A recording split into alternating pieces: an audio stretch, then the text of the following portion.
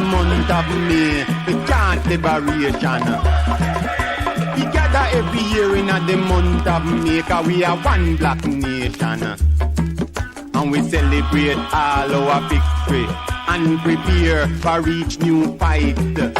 We vanquish all down pressure, whether black, yellow, brown or white. 'Cause black struggle international in this year time, and we want liberation now. After we struggle, I go on in North America, me say we want liberation now. After we struggle, I go on in the Caribbean, me say we want liberation now. After we struggle, I go on in Canada, me say we want liberation now. After we struggle, I go on in South America, me say we want liberation now. After we struggle, I go on in Europe, me say we want liberation now.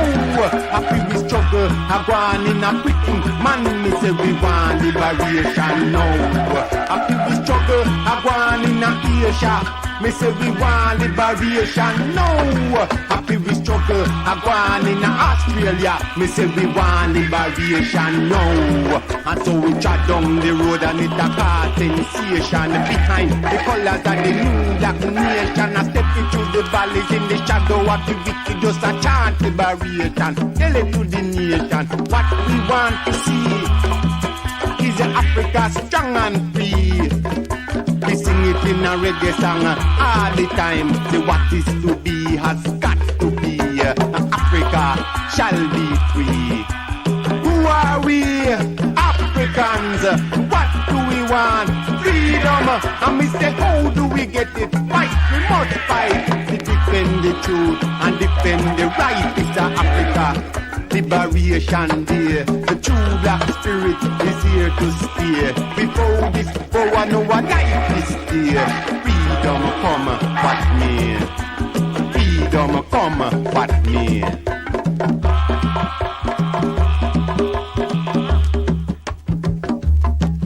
And the white them who were standing by were watching fearful, wondering, saying, who are these people who walk so proud? Who are these people who chant so loud? Are these not they who live in darkness and to whom we have given light? Are these not the sons and daughters of the savage who we have taught to read and write? Have we not taught them our history and honor them with our culture? And brought them into our great house to serve and stand at our great table? Have we not granted them what they deserve? Well, African proverbs say that only those who can listen can learn, and who can hear go and feel. We are the sheep of the pasture, and now we shall inherit our land. And we are also the lion, against whom none shall stand. We are the sons and daughters of the original nation that gave to this world first knowledge of civilization. We were the victim of the white savage to whom we stretch out our hand, and not knowing they came to plunder, kill and slave our people and destroy our land. So now we step it down the road and it a cause sensation. Behind the colors of the new black nation and a one chant liberation. And we say, who are we? Africans. What do we want? Freedom. And we say, how do we get it? Fight, we must fight. We defend the truth and defend the right. This is Africa Liberation Day. A true black spirit is here to stay. Before this power, no one life is there. Freedom come, what me? A freedom come, what me? A freedom come, what me? What me?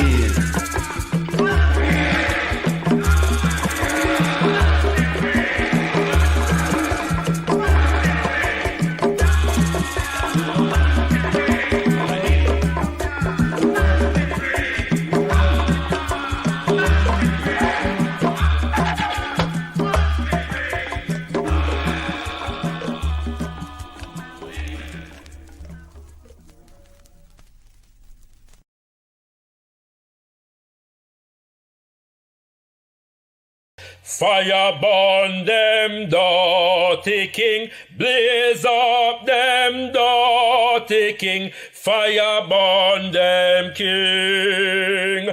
Send him disastrous, and time he fast with us, ancestors walk with us, fire burn them king.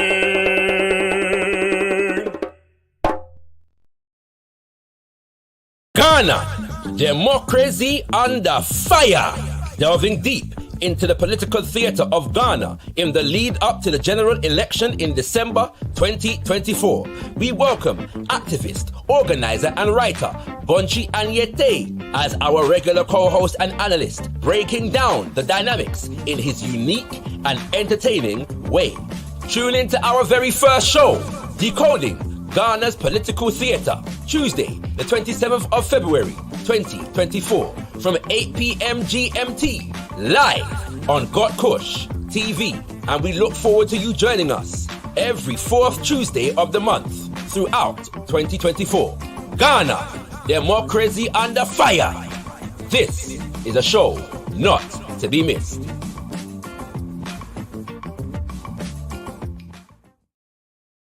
And so one of the things that, we must push, all of us, is this fundamental question of the global nature of our African identities. That we stop, to see ourselves as Nigerians and Gabonese and, Ghanaians and Congolese and all these other nonsensical identities that we have. Not just that we talk about them like we're talking now, but that it's actually, embedded in our spirits, in our psyche, and in our approach to our work. Because those of you, who are on the continent know that we face, this crisis of religion, this crisis of ethnicism that is tearing us apart. And the only solution to that is going to, to start to address things and see things as a global body. And that when we speak of a Federation of African States, we're not just referring to us on the continent, but that we are coming to the table with all of our power. And our power means the millions of Africans in the diaspora. That there's that clarity of understanding. So it's not something we just talk about or we preach about, but that we actually begin to implement.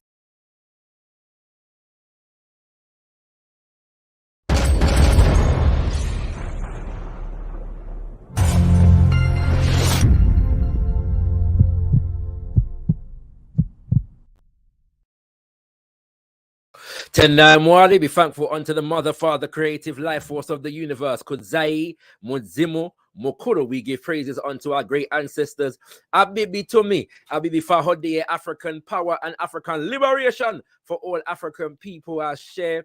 And we're still saying Bon Combat, Ayibobo, Bon Combat, Ayibobo, Bon Combat. The fight will be well, brothers and sisters. We assert that we will win and that we shall be victorious. Yes, indeed. Yes, indeed. Yes, indeed. So there's many, many things happening, brothers and sisters. I'll go on right here now. But for now, let us welcome you to another edition of Zivanayi, the beautiful word spoken in the Shona language of Zimbabwe, which simply means let us get to know each other. Today is Ojima Day, Tuesday, the 23rd of April. And we are live, brothers and sisters, for our regular Mekwe Talk. Yes, indeed, brothers and sisters, the lines shall be open. The lines shall be open very, very shortly. We also want to send a special shout out to all those who are joining in us via Twitter. It's the first time we are broadcasting to Twitter, brothers and sisters. So we'll test out the vibration. We'll see what I go on. You know what I mean? So you can, let me know. I don't think though that if you comment on the Twitter that it shows up live for me right here. So I'm going to try and keep my eye on the Twitter as it goes along. But wherever you're listening from, wherever you're tuning in from, big up. We encourage you to like up the video. Yeah, if you like up the video as you come through, please like up the video as you come through. And also, share the link far and wide. Make the people them know that ShakaRa is live in the building. on this Ojibwe Tuesday, the 23rd of April. And we are going to have a powerful conversation, brothers and sisters. Yes, indeed. I'm going to post a link in the comment section right now so that brothers and sisters can come to you when they're ready. And you can either feel free to, kind of jump off where I left off in terms of the conversation, or you can raise your own topic. It's all well and good. It's all well and good, brothers and sisters. All right. So I'm sharing the link right now, and we're going to get into this thing very shortly. Before we get into the conversation, however, before we does get in the conversation, I have to inform you of a few things that are going on in relation to gotkushTV in the coming days. Yes, indeed, brothers and sisters, we have a few important conversations coming up that you all need to know about. Coming for you tomorrow, we are returning to the subject of Haiti. Yes, indeed, brothers and sisters, Haiti. We stand with Haiti. We stand with our brothers and sisters in Haiti right now. And as it stands at the moment, there is a CARICOM initiative, a presidential council on the agenda for our people in Haiti to supposedly address the crisis and solve the problems as it relates to what is happening in Haiti at the moment.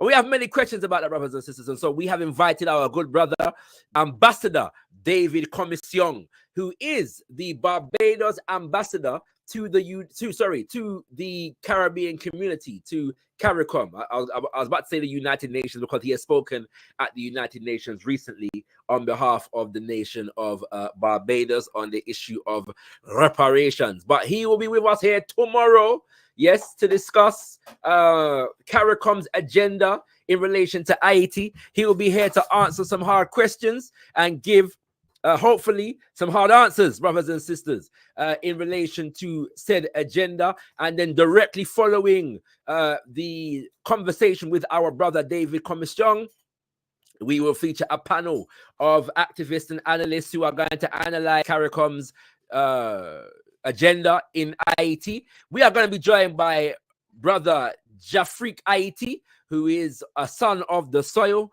We're going to be joined the son of the soil of Haiti. We're going to be joined by Sister Kabu Ma'at Keru of the Africa Forum on Ari FM fame, and brother leader Bandaka of the Al-Kebla Revivalist Movement and the UNIA ACLRC 2020.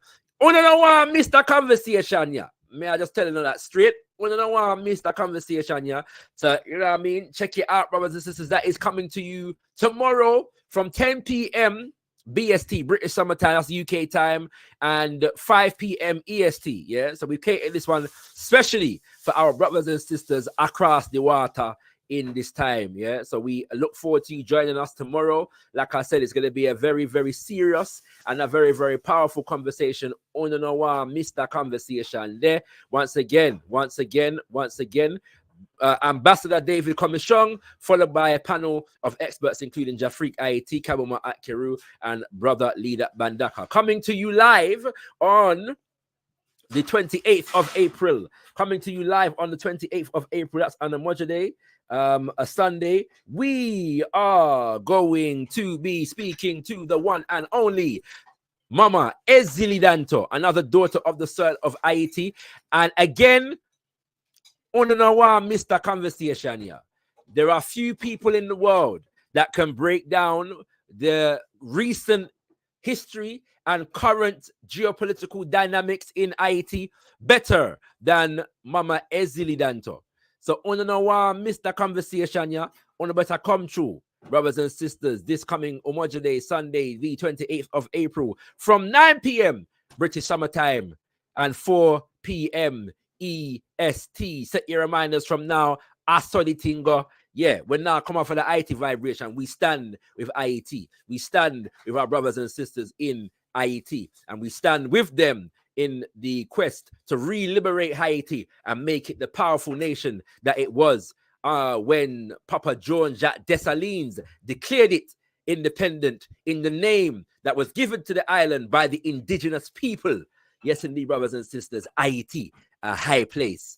And following that, to kick off the month of Africa Liberation Day, we got a special set of programming, brothers and sisters. We're going to be dealing with some geopolitical matters, issues, theories, programs, projects, you know what I mean, ideas and ideals. And we're going to be kicking it off with our elder Cecil Gutsmore, who will be tackling the subject of race in the hands of white power since the Holocaust. Race in the hands of white power since the Holocaust. Again, not a conversation to be missed.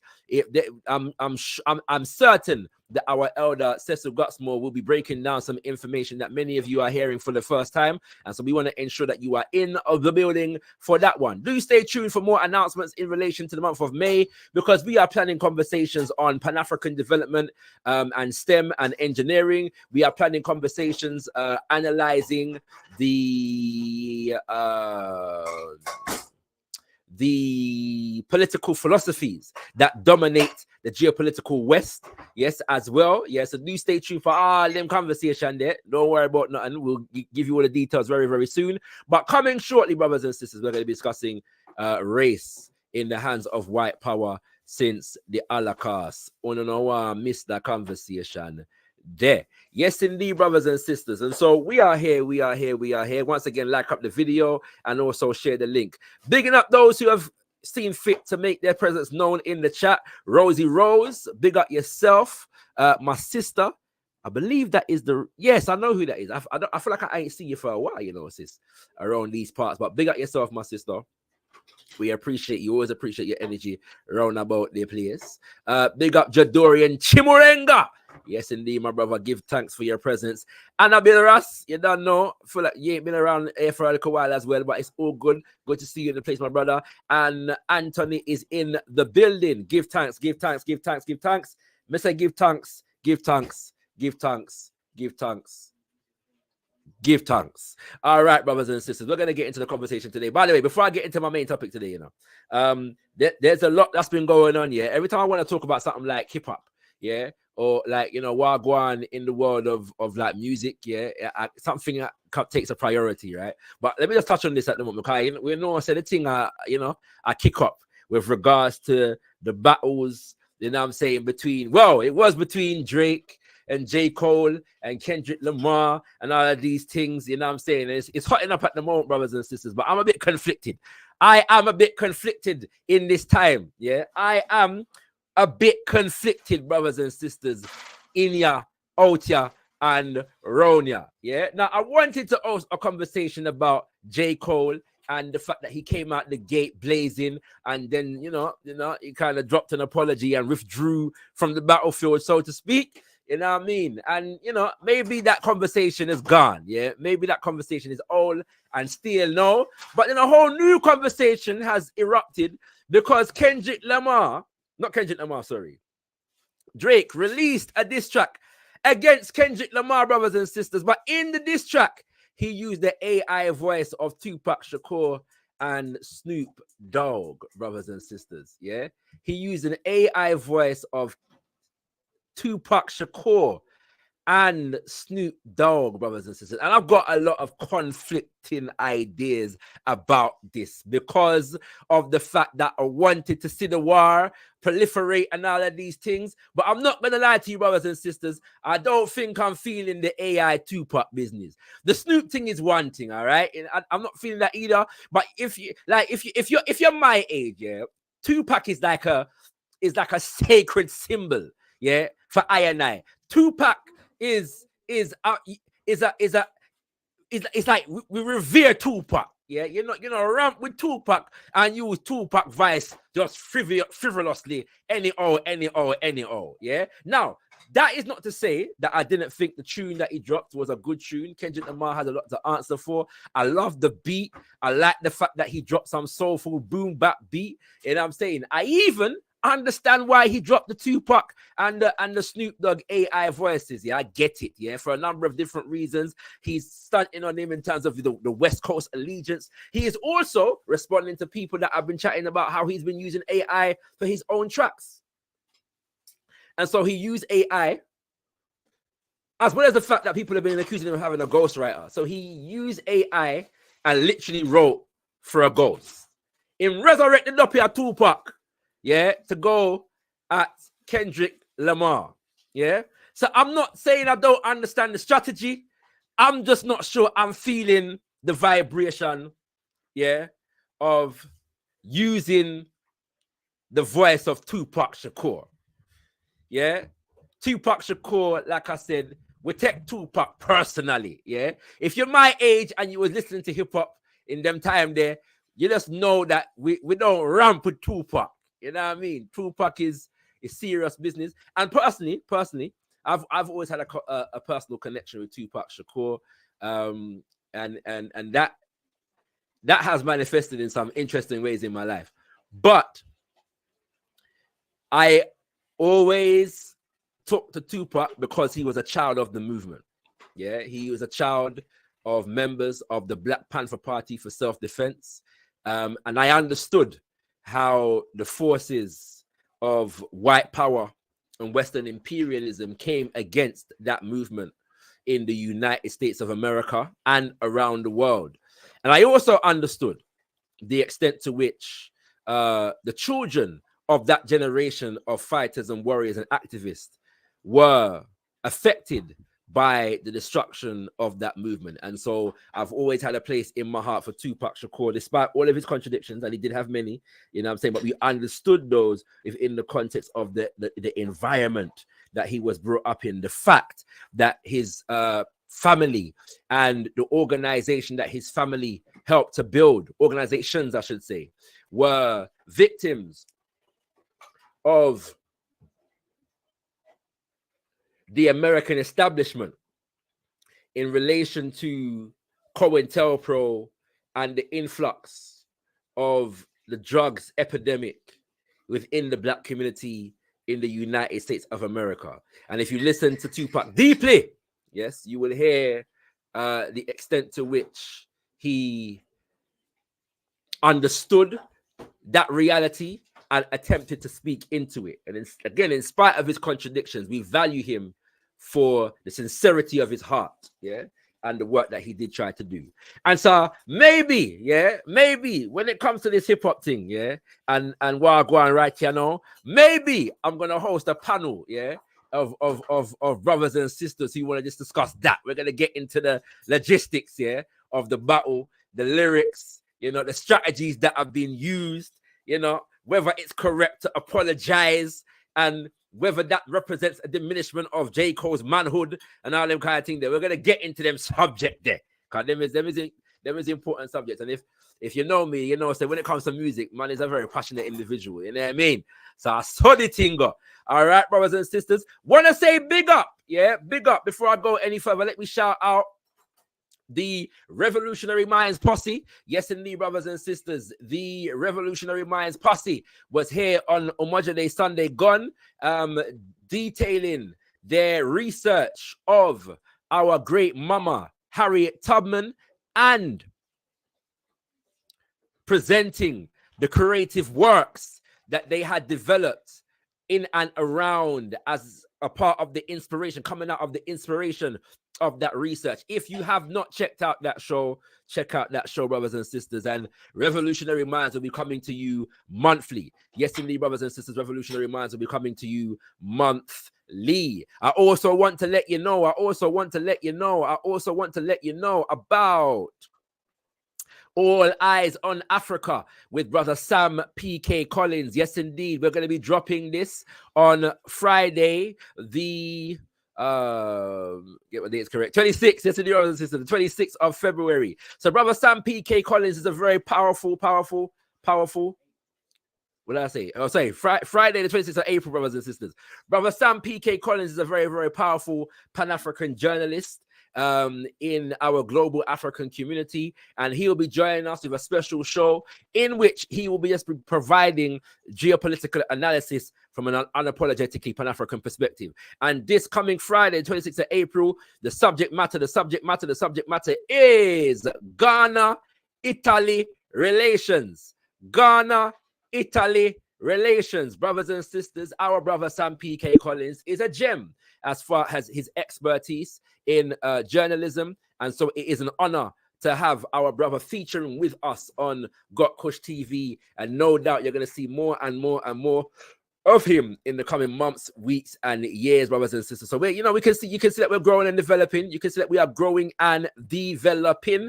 You know what I'm saying? New shows are coming on, and we're getting there, brothers and sisters. You know what I mean? We're getting there as articulate and velvet in tone and good looking as I am. I'm sure you want to see some other faces and hear some other voices on gotkushTV, and so we're making sure that is the case, brothers and sisters. And one of those just as good looking in velvet tone, brother, is brother Sam PK Collins with All Eyes on Africa. Yes, indeed, All Eyes on Africa. First installment, Ghana-Italy relations. Check it out, brothers and sisters. You don't want to miss that show there.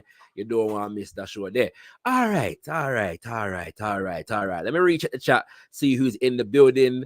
I've already seen those. Let me see. Coffee is in the building. For some reason, he doesn't seem to understand why a black nationalist like myself can love and appreciate Tupac. I don't know why that is, but we want to say big up to Melanated Goddess. Why are they beefing? They're beefing because this is hip hop, sis. You know what I mean? That's just what it is.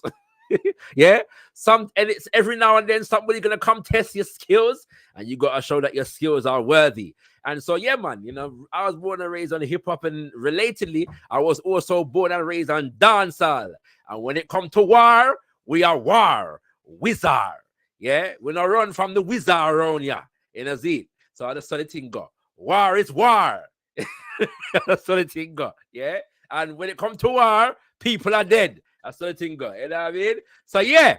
We love it. We appreciate it. And we're there. Bigging up Reparation Nation in the building. Also, bigging up all those who are viewing and watching, who have chosen not to make themselves known. That includes the MI5 and the MI6.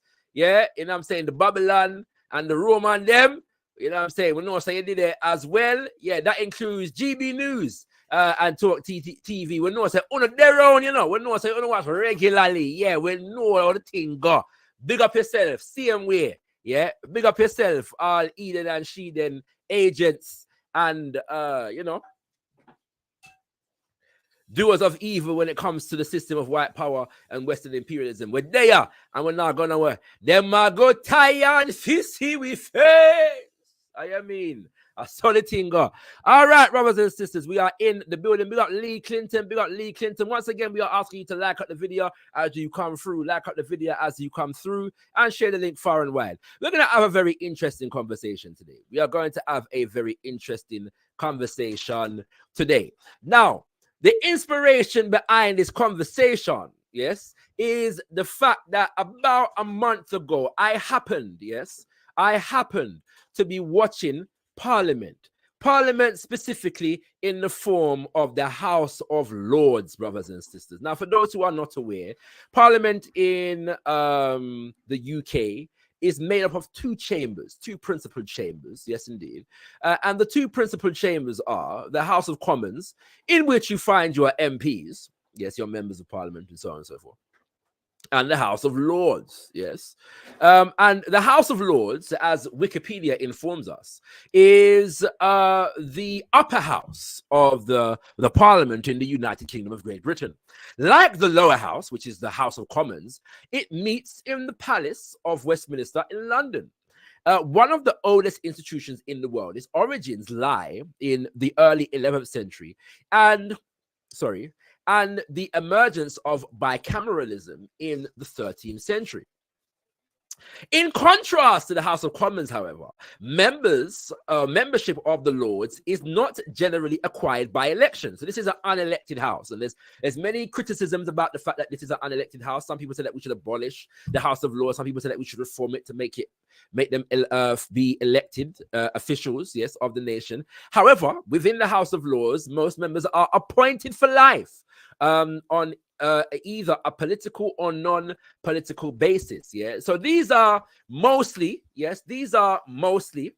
brothers and sisters, the nobility, so to speak. Yes, it's the evolution of nobility within the country. Most of the people that are members of the House of Lords are big business people. Yeah. They have been serving in British society in various different ways for a very long time. They're big money people. Oftentimes they're family of the monarchy. Yes. And you also have what is called Lords Spiritual, which are members of the Church of England. And I believe they even have members. I'm not sure if they're considered Lords Spiritual, but they also have members of other religious communities now, to represent the diversity of Great Britain. Yeah. So you have, Muslim members and Sikh members and Hindu members and so on and so forth. All right, brothers and sisters. And so those are called, well, at least the Church of England ones are called Lords Spiritual. Yeah. And so the House of Lords, basically their role is to scrutinize policies and laws that are passed or seeking to be passed by the lower house, which is, the Commons. Yes. And so sometimes, they can stall a law being passed because they're scrutinizing it to make sure it's effective and right and so on and so forth. That's effectively what their role is in a lot of different ways. But effectively, it's a place for big money people and the institutions that are sacred in British society to have an influence on government policy and all of these things. In fact, at one point in the country's history, appointment to the House of Lords was hereditary. Yeah, you get it just by birthright. That was abolished in 1999. Yes, I do believe. Yeah, so that's an explanation for anybody who doesn't understand and know about the UK parliamentary shenanigans. Okay, but I was listening to the House of Lords and a very interesting topic came up. Right, and I'm gonna play this video as related to where my interest specifically was piqued. Yeah, and so tune in, brothers and sisters. Listen in. My Lords, I beg leave to ask the question standing in my name on the order paper. All right, so what has just happened there is that the lady who has just stood up has said that she she's submitted her question prior to, and the gentleman who's about to respond to her, who is Lord Benyon, yes, is about to answer said question. The question that she asked, and the question is was attributed to Baroness Bennett of Manor Castle, and she represents the Green Party in the House of Lords. Yes, she represents the Green Party, and she's a live peer.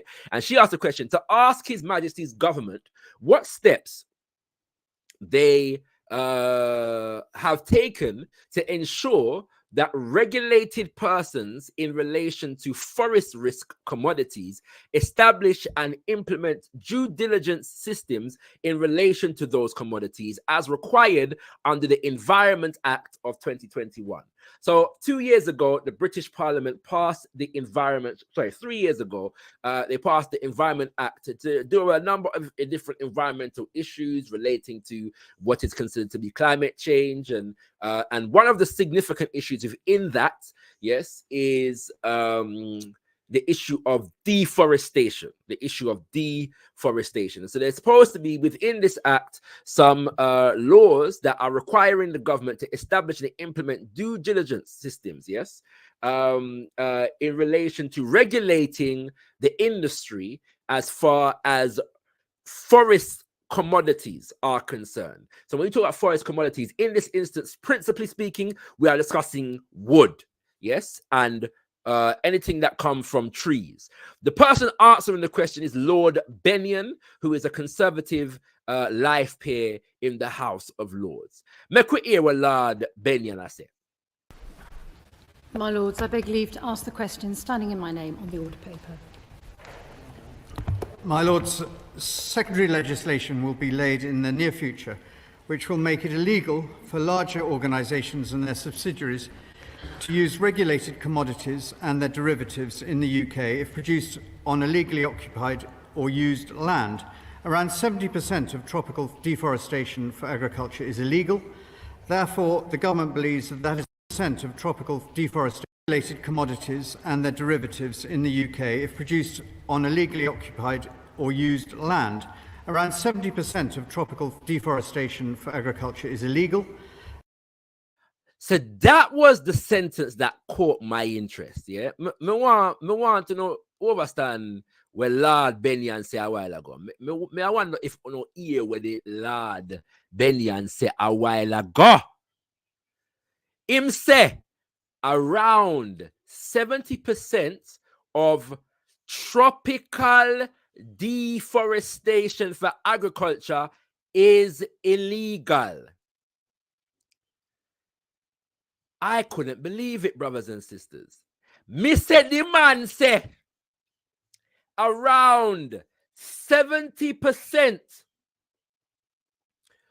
of tropical deforestation for agriculture is illegal. That means there are people chopping down trees, yes, and mashing up the forest in the name of engaging in agriculture. But within that industry, 70% of all of the business of the chopping down of the tree them is illegal. That is a monumental figure.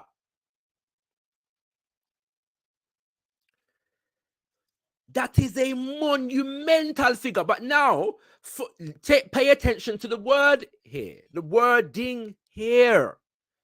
It says around 70% of tropical deforestation.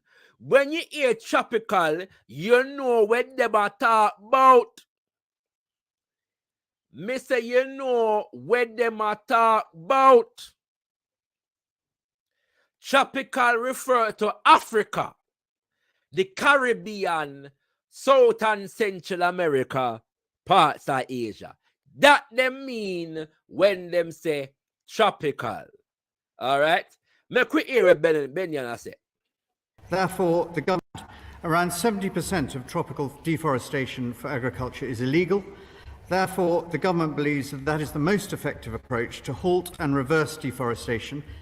Is the most important way of supporting producer governments to strengthen their forest governance and domestic laws. My Lords, we understand the importance of getting these measures right and of working with partners to ensure that they have the greatest possible impact. This woman speaking is Baroness Heyman of Ulok. Yeah? I don't know where Ulok there. But this is Baroness Heyman of Ulok. All right? Okay. However, waiting more than 2 years after the passage of the Environment Act is a choice. The Minister knows there is appetite for regulation, including in the financial services industry, where separate commitments have been made. What does near future mean? Can he guarantee today that these important provisions will be enforced by 2025? If not, other than grabbing some headlines during COP26, what is the government actually doing to prevent deforestation? So what her beef is now, yeah, and what this conversation is about is the fact that the government passed a law, yeah, to regulate the industry to stamp out this 70% of illegal deforestation that is taking place, yeah, but they haven't done anything with it. Nothing has happened in relation to putting any teeth behind the law and imposing it as and where it should be, yeah? That's the thing there. The government is doing a lot to prevent deforestation in addition to this measure, which, as you know, came from the Glasgow Leaders Declaration that we led at the COP26 to put an end to deforestation and land degradation by 2030. And we are putting this in place. She will ask the date that it will be laid. We have a few tweaks to make because we are in negotiation with the EU to make sure that we are getting this right for Northern Ireland and that we are working with them to make sure that products that come from these countries that are then processed and exported to the EU will be working under two systems. We want to make sure that we're getting that right. But in addition to this, we are doing a range of different activities, including our investments in forests and sustainable land use, our Partnership for Forests, which has mobilised £1 billion in private investment and has brought 4.1 million hectares of land under sustainable management and benefited over 250,000 people. I could go on, but we are doing a lot in addition to this measure. My Lords. We welcome these measures.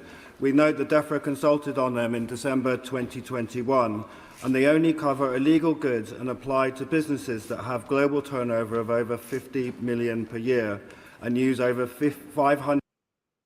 All right, let me repeat what this guy just said. Yeah, the person who is speaking is Earl Russell. He's a peer of the Liberal Democrats. He says, "My lords, while we welcome these measures, we note that DEFRA consulted on them in December 2021. They only cover illegal goods and apply to businesses that have a global turnover of over 50 million per year. So yeah, that's a very high threshold. Yeah. So anything under that is not these measures don't relate to those companies. So if you're making 49 million a year, then this don't apply to you. It's only for money that. Yeah. And if you know how accounting goes, you can make it look like 49 million very, very easily. All right.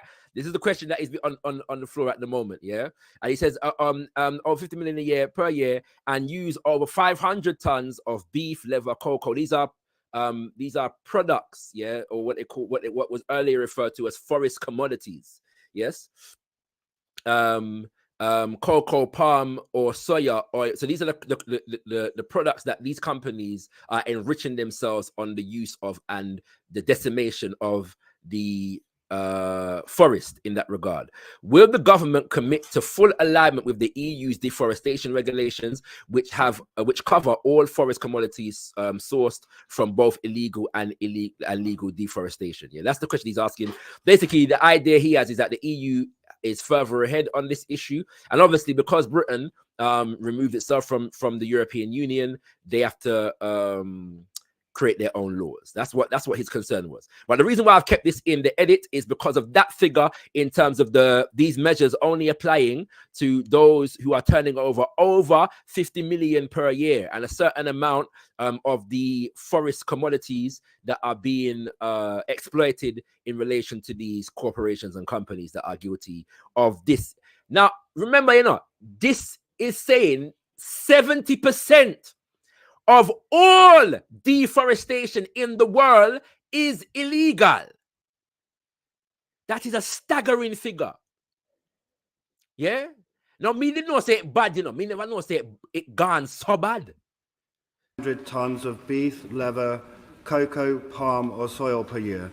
Can I ask the Minister if the government will commit to the full alignment with the EU's deforestation regulations, which cover all forest commodities sourced from both illegal and legal deforestation? By Global Witness has found that both HSBC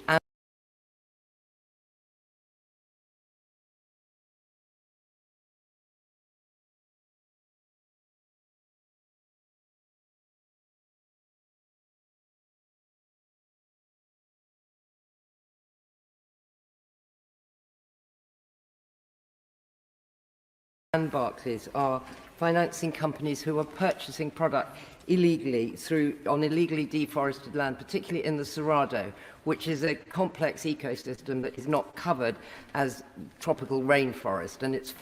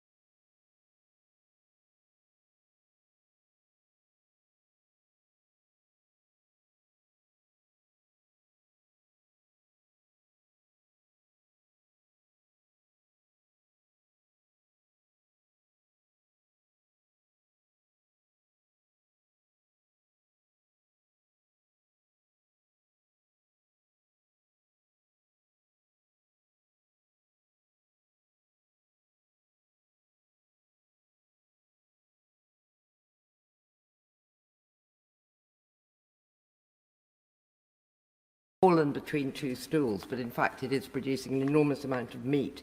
Schedule 17 is meant to cover it. It just has weak definitions. You mean to tell me I still do that with my mic on mute? Lord of mercy. Let me repeat myself, y'all. Okay, let me come again. What I was explaining, brothers and sisters, is what Baroness Boycott said a while ago. Thank you for all those who are keeping me in tune. Keep making the people them know. Yeah. You know what, Gwan. I apologize, for not being duly diligent in that regard. I spoke for a hot minute there, very passionately. All right. When me ask to know is that Baroness Boycott, very interesting name, yes, for the Baroness, is saying to us and to Lord Benyon, she says, my lords, in a recent investigation by Global Witness, it was found that both HSBC and Barclays are financing companies that are purchasing products made on illegally deforested land, particularly in the Cerrado. The Cerrado is a region in South America. Yes. And she's saying that this is a complex ecosystem that is not covered as tropical rainforest. In other words, it is not designated as tropical rainforest. Therefore, protections that should be due to it are not being implemented because of its designation. She goes on to say, Schedule 17, which is meant to cover the Cerrado, but it has weak definitions, which means the laws that are in place to protect this region are too weak to be implemented. Therefore, companies are going in there and getting away with murder.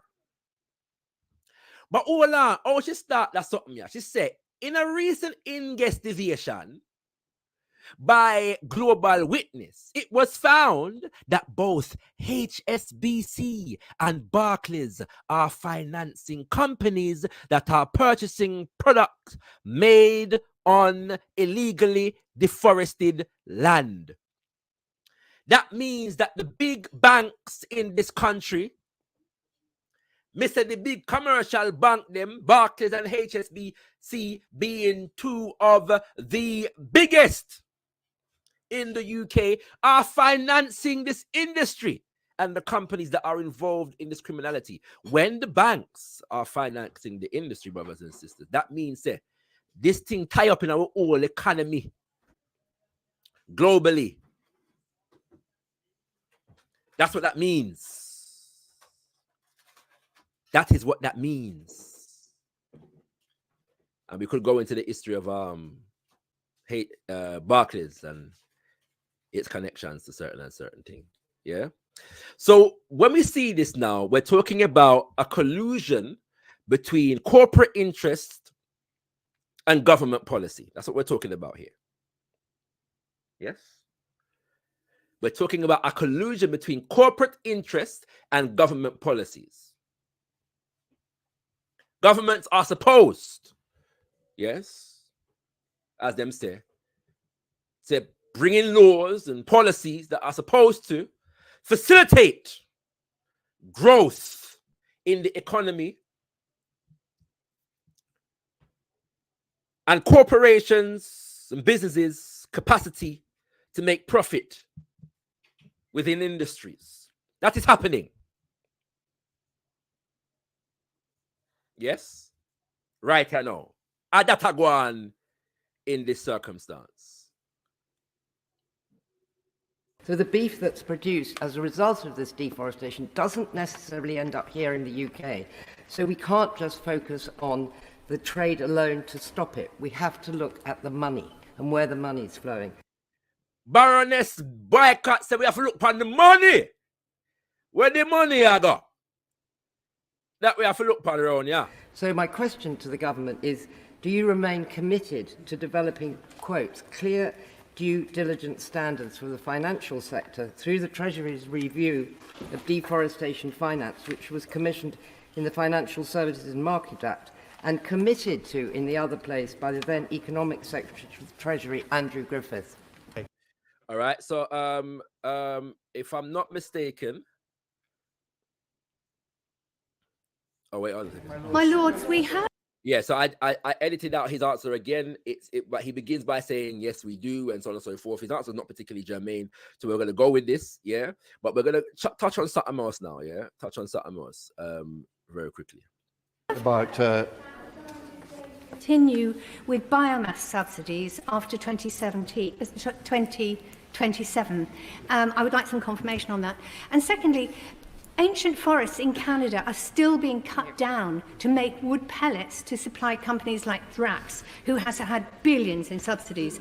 It isn't clean energy, it is highly polluting, and also it's not economical. So why is the government still doing that? As I slowed down so everybody's following the thing. That was Baroness Jones of Moulescombe, sorry. I don't know where Moulescombe there. But she's Baroness Jones, and I believe she represents the Green Party in the House of Lords. This is, my lords, do we have to continue with biomass subsidies after 2027? Subsidies for biomass, which means that the government is funding corporations to be able to produce biomass. Yeah, biomass is fuel that they burn from biological substances. It's designed specifically to replace coal, for the most part, yeah. And the logic of this is that less quote unquote carbon emissions are released from biomass than is released from coal, and this should go some way to having a positive impact upon the development of quote unquote climate change. All right, and also cleaner air for the areas in which plants that burn coal reside. Yes, that's the logic behind it.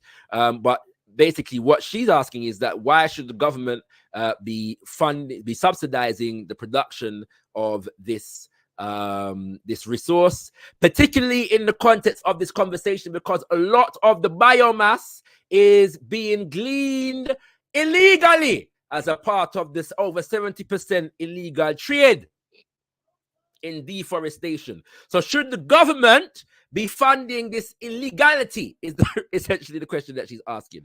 And she said, I would like some confirmation on that. Secondly, by the way, that's because the British government has said that they're going to be, they're reinstituting laws, because the current laws are said to extend to the year 2027, and they're writing the laws now that will continue after 2027. And she goes on, I would like some confirmation on that. Secondly, ancient forests in Canada are still being cut down to make wood pellets to supply companies such as Drax, which has had billions in subsidies. And she's also challenging the idea that burning biomass is clean energy. She says it's highly polluting and it's not economical. Basically, they have to spend a whole heap of money to ship in all them wood pellet there from Canada. So it's not even an economical endeavor. Why is the government doing this? Yeah, that is the question that she's asking. I will write to the noble lady about Drax, because it is a very complicated issue, and it sits into the UK's net zero balance sheet by balancing it in terms of what Canada is doing, where the wood chip comes from. And I want to be absolutely right in my answer to her, so I will write to her. Okay.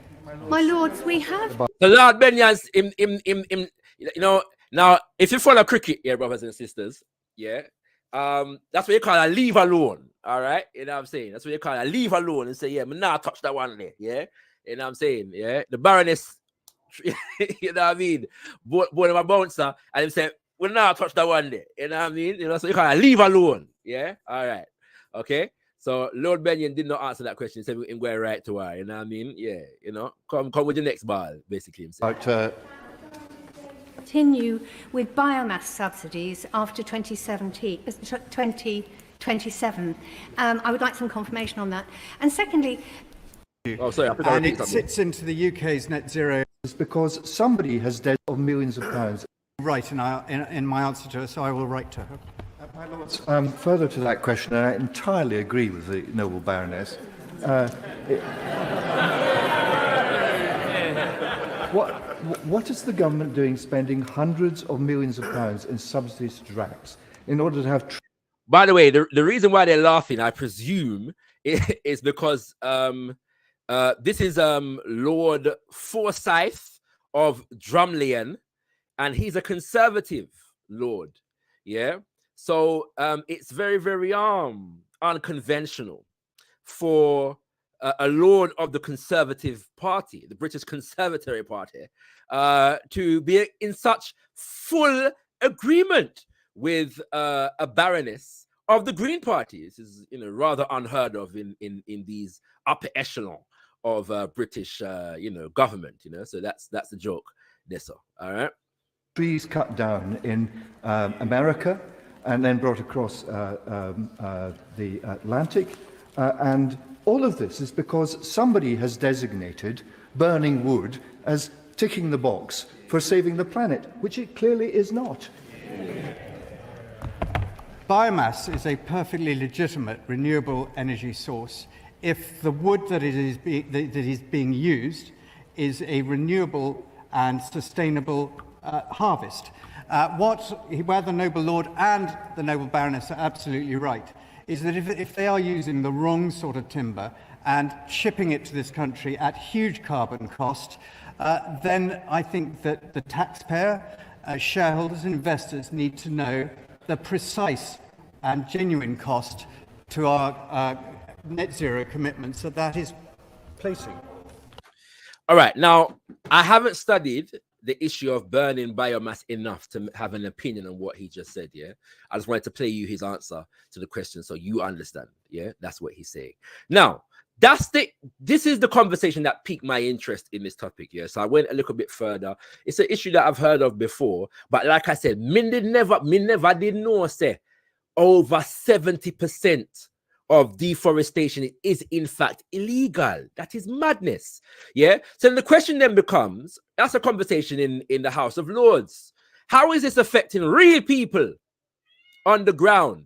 When you look at the studies on this issue, the places that are most affected are places like Brazil, obviously, Amazon, and many other places in South and Central America, Mexico. Yeah, you're going to find places in Asia like Indonesia. Yes. And places that you wouldn't necessarily, consider in this regard. So we're going to play a couple of videos now on that subject. Illegal logging has a devastating effect.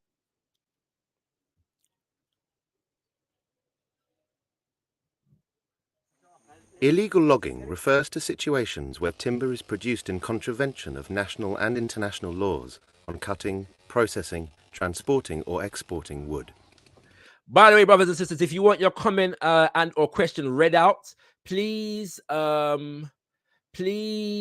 gotkushTV in the chat. The link is also in the chat, and I was meant to pin the link so that you can access it whenever you want. The link is also in the chat.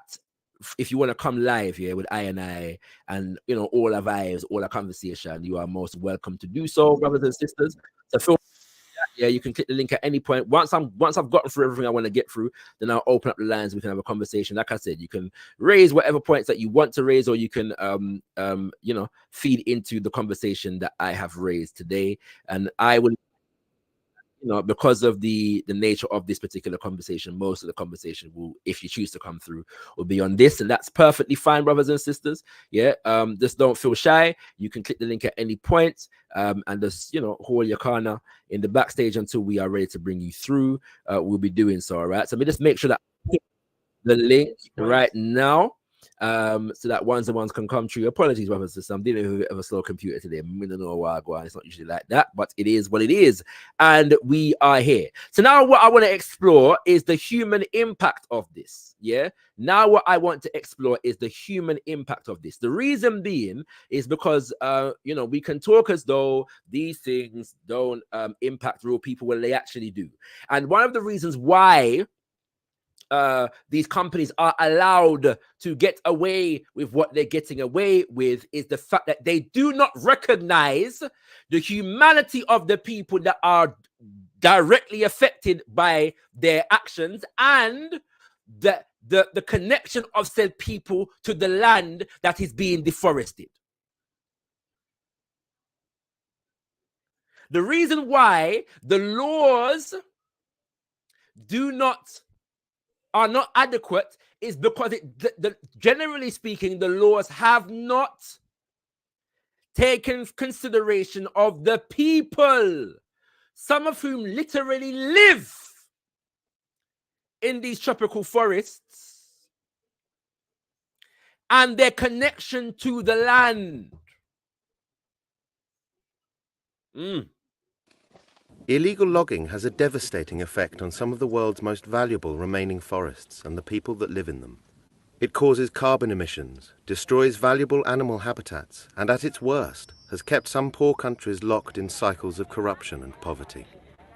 Illegal logging and related trade can involve various activities such as illegal tree felling, theft of wood, smuggling of forest products, tax fraud, as well as violating rights of forest communities.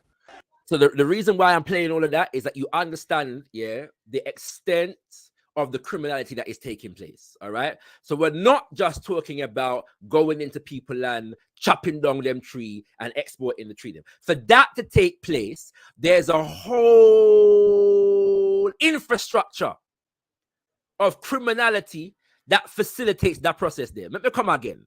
Exporting wood.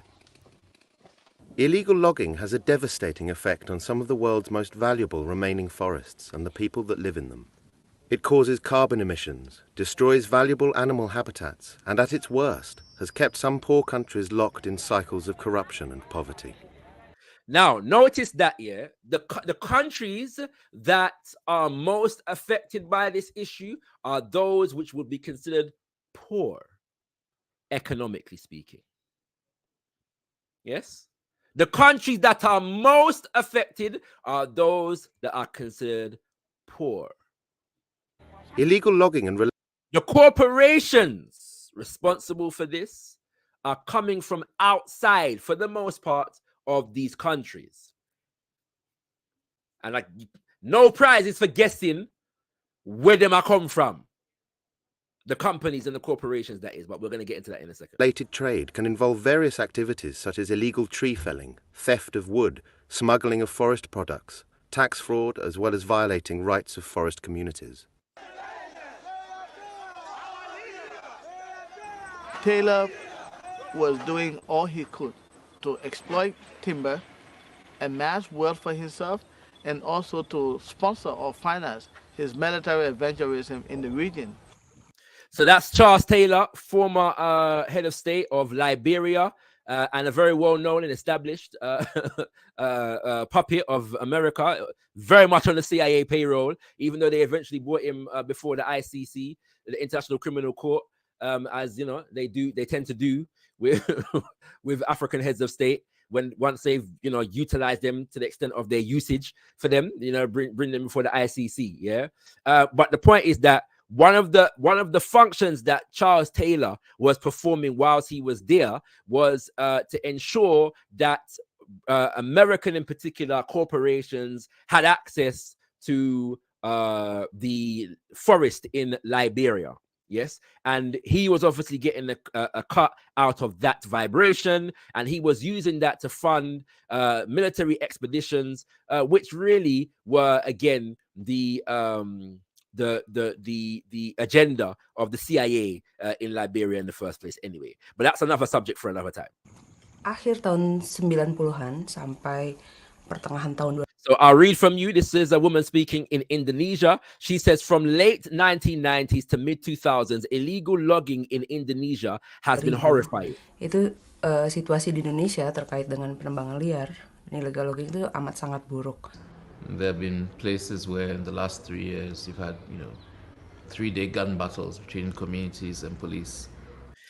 So this is the brother speaking in Ghana. Now, one of the ones who've been tuning in, I should have mentioned this as well, that Ghana, Democracy Under Fire is coming to you next week, Ujimade, the 30th, so do stay tuned for that. But our brother Bonchi Anyete detailed an issue in relation to this, in relation to the Achimota forest, yes, and how that is being chopped down in Ghana. And our brother here is informing us that there's been gun battles between communities and police in relation to this issue. Over forest rights.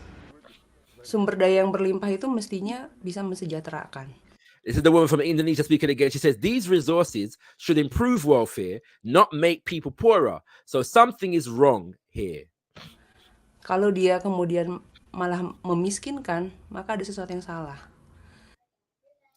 We haven't even begun to talk about the loss of the habitat and the loss of biodiversity. We're going to come back to that. Gitu, kita belum lagi bicara soal habitat yang hilang, keragaman hayati yang hilang. Illegal logging undermines efforts of governments to implement sustainable forest management.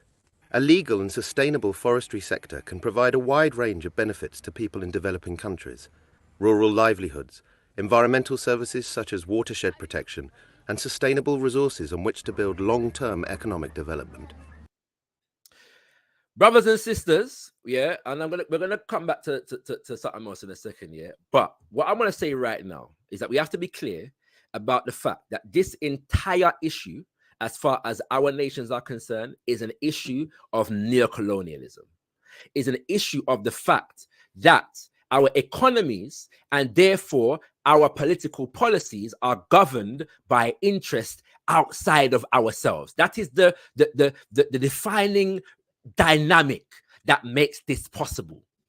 That we have governments in power in Africa and the Caribbean who are beholden to the dictates of foreign governments and foreign corporations, because they come one and the same, hand in hand. There is no significant distinction between these two forces when they come our door. Yes. And our economies have been made and sustained as service economies for demands in Europe and America and Australia and Canada. That's only thing there, brothers and sisters. Yeah.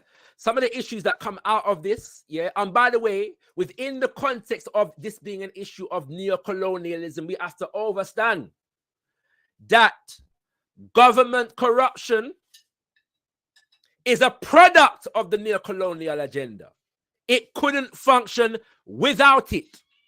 That is why the biggest corrupt individuals in the world, as far as we are concerned, are always backed and supported by these people. Yes? And we're going to get to a live example of that, historical example, I should say, in relation specifically to this issue. So, one of the things that is taking place is that they're cutting down the forest for the sake of mining.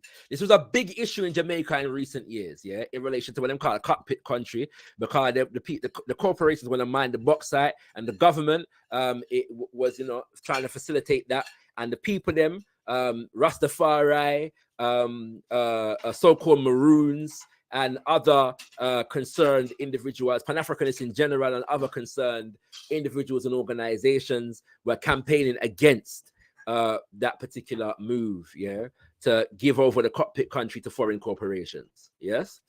You find this issue in many, many other places whereby forest is being cut down so that corporations can get to resources and mine, yes? And mine in ways with a total disregard for the environment and the people who live in the environment. Yes. The other aspect of this is that they're clearing ground to grow cash crops again for foreign markets. So when the lady from Indonesia was saying that, you know, these resources could help to develop the communities. Yeah. She's effectively saying that some of these communities wouldn't necessarily be against, yeah, engaging in some deforestation and some mining and or some agriculture. The fact is that the companies go in and the governments allow them to deforest with complete disregard for biodiversity, for the people that will live there, and the development of said communities. All of the wealth is being exported from the countries and the communities to the corporations and the nations from which the corporations come, and then those nations and those corporations give a little kickback to the government official, the police officer, yeah, you know what I'm saying, the customs, yeah, guy, and all kind of different thing. Yes. The other aspect of this is that one of the reasons why this is done is because illegal logwood is cheaper. So logwood, we've already dealt with the fuel, yeah, when I burn. Logwood create paper, furniture, then a construction, carpentry. There is no lessening demand for logwood in today's world. But when you're illegally chopping down trees, it means that you often don't have to pay people of the communities. Some of them are working for little and nothing because they're poor and they will do a little thing to get a little money to feed themselves. You're also, because it's illegal, you're now paying a tax to the government of the nation in which you are acting. So that significantly cuts down your cost, which means that you are able to sell your logwood on the market cheaper than companies who are engaged in above board legal activity.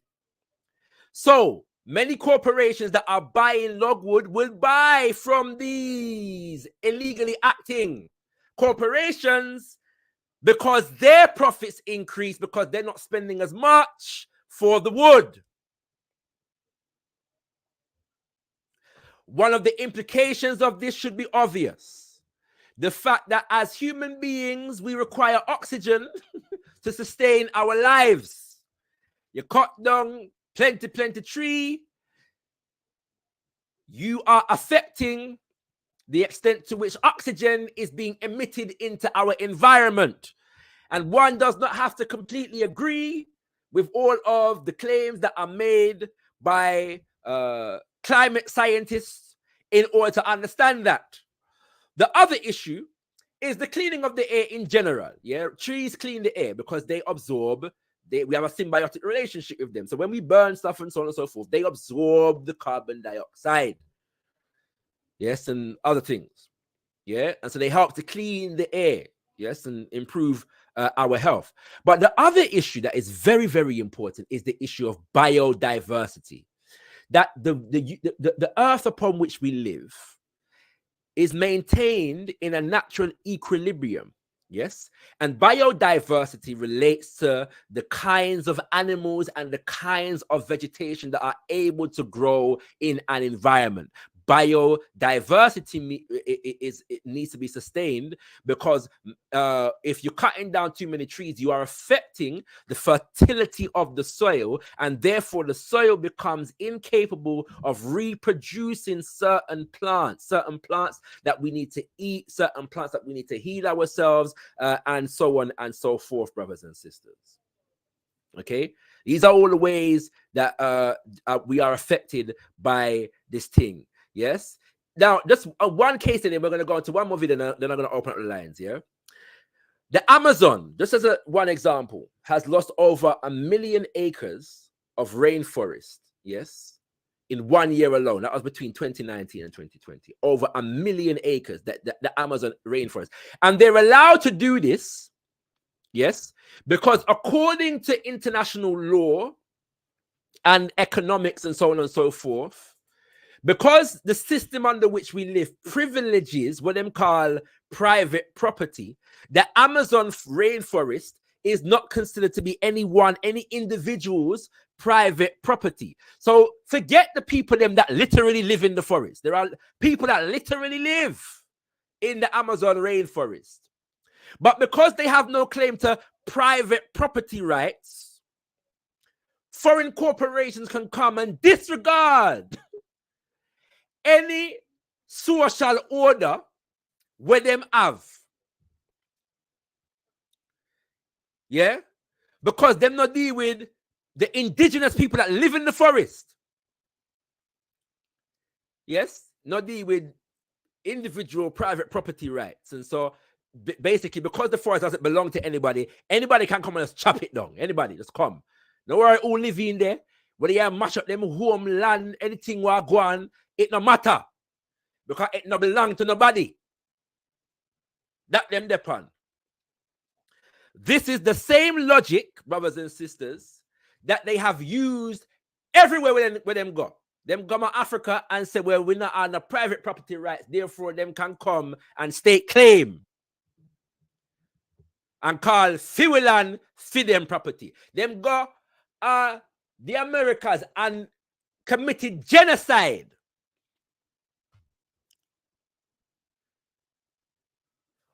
North, South, and Central America. Every island in the name of claiming property for themselves. That them go on with. Let us be clear.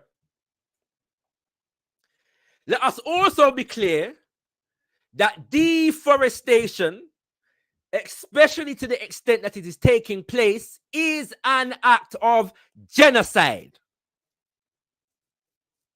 Let us be clear about that. Mr. People live in these tropical forests that are being negatively affected by these corporations. I'm going to give you another example. Cassava and the equatorial rainforest of southern Cameroon. Here, Daniel Anuji grows cassava and cocoa. 8 months ago, he encountered a group of timber traffickers taking his trees. He didn't have time to react. All that's left are the stumps, already covered over by vegetation. Non, c'est une machine infernale, je vous jure. Les machines qu'ils ont. This is Cameroon, brothers and sisters. The people them got in the man land and just chop down some tree and gone left. He says the machinery they have and the organization of the whole operation. Et l'organisation du travail qu'ils ont fait en sorte que les ensure that it's a quick job. Them come in like a thief in the night and fly out. choses vont très vite. Vous courez par-ci, vous courez par-là, parfois même quand you just run back and forth, he says. When bulldozers go through your woodland, even though you spend all your time there, you can't get your bearings, you get lost. Yeah, so obviously if you're you know dealing with the forest, there are certain landmarks that you use to find your way. Then come and chop it down, you can't find your way again. The trees were stolen in broad daylight. Traffickers aim to seize the most valuable species, the Moabi, the Iroko, or the Tally. And it should also be noted that some of these trees here, like Iroko, yeah, like you hear about the Iroko tree in many folk tales, yeah. Some of these trees are sacred, yes. Like within the culture of the indigenous people, you don't just chop down the tree. Them, if you're gonna chop it down, there are certain things you do. Yes, you don't chop indiscriminately, but they go into the people them land with complete disregard because they have developed the system of private property, so they're gonna impose that on the people and decide for the people, yes, whether the land belongs to them or not, whether they have custodianship of the land or not. This is today. This is not 14, 15, 16, 1700s. This is today. I want to know what's going on. Yeah, in fact, this documentary that we're watching now was actually shot a decade ago in 2014. But the problem still persists up until this day. These tropical hardwoods, highly prized for furniture and decoration, are exported to Asia and Europe. In France, 15% of imported timber comes from Cameroon, the largest producer of African wood. In France, let me just rewind with it a while ago. In France, 15% of imported timber comes from Cameroon. 15% of all imported timber in France comes from Cameroon. That is to say nothing of the other African nations, Asian nations, Caribbean nations, South and Central American nations that import to France. Sorry, export to France. that is also to say nothing of the fact that Cameroon is one of the nations that is a part of the so-called France-Afrique, whereby France has maintained a relationship with them to the extent that they have first refusal over the natural resources in Cameroon, to the extent that they have control over the bank in Cameroon, to the extent that they print the currency that is used in Cameroon, which is the CFA franc. So it's all of that that is facilitating this particular exploitation right here. Listen carefully. The largest producer of African wood.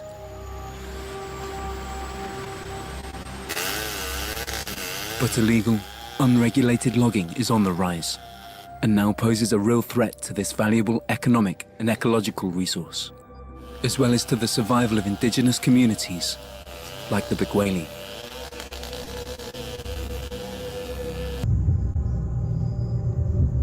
Particularly as a new threat looms, the conversion of forests into industrial farmland. One case made... So industrial farmland, yeah, is land, basically cash crop economies, yeah. So we've been kept in the same condition. Our economies have been kept in the same condition that they were during formal colonialism. This is neocolonialism. Yes, industrial farmland, not to feed the nation. We're not growing food to feed the nation now. We're growing food to suit demands outside of the nation, whilst many people in the nation live below the poverty line. Datagwan, me say. Listen to this. The conversion of forests into industrial farmland.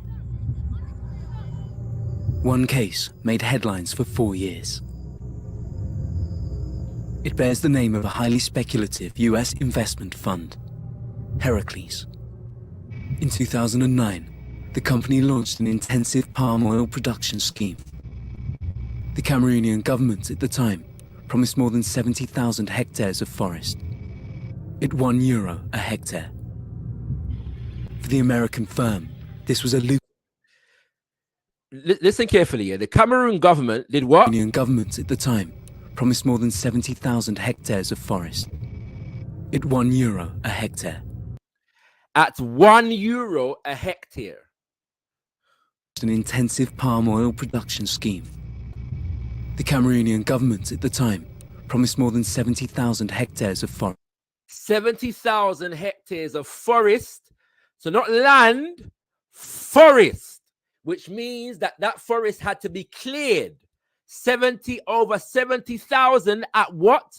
€1 per hectare. Me don't know what the market rate is, you know, brothers and sisters. Me don't know what the market rate is for land. But I am relatively confident that it is not 1 hectare. Sorry, €1 per hectare. Yeah, me no know.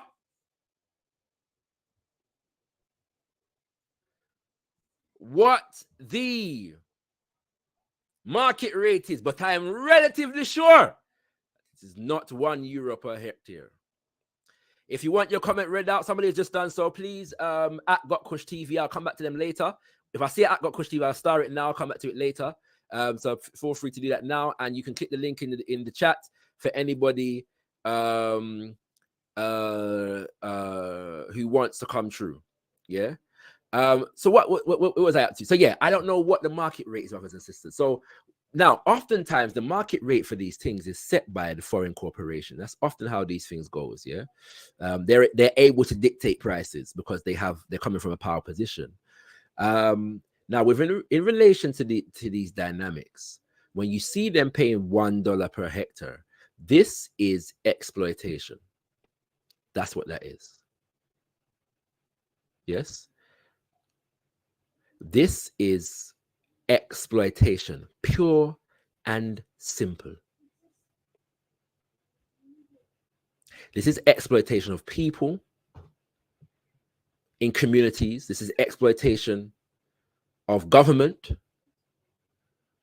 Even though the government is corrupt, they're put there for that purpose.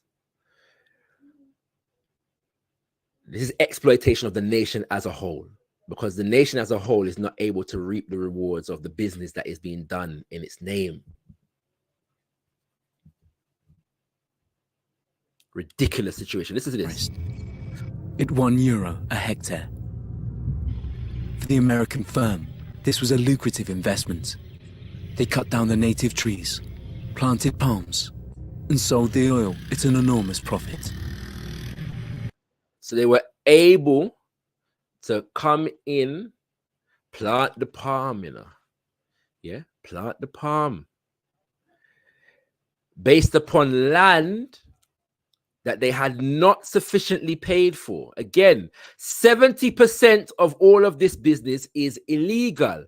And one of the implications of that is that they are able to get cheaper prices because they are not paying taxes and they are not paying sufficiently a fair wage for labor.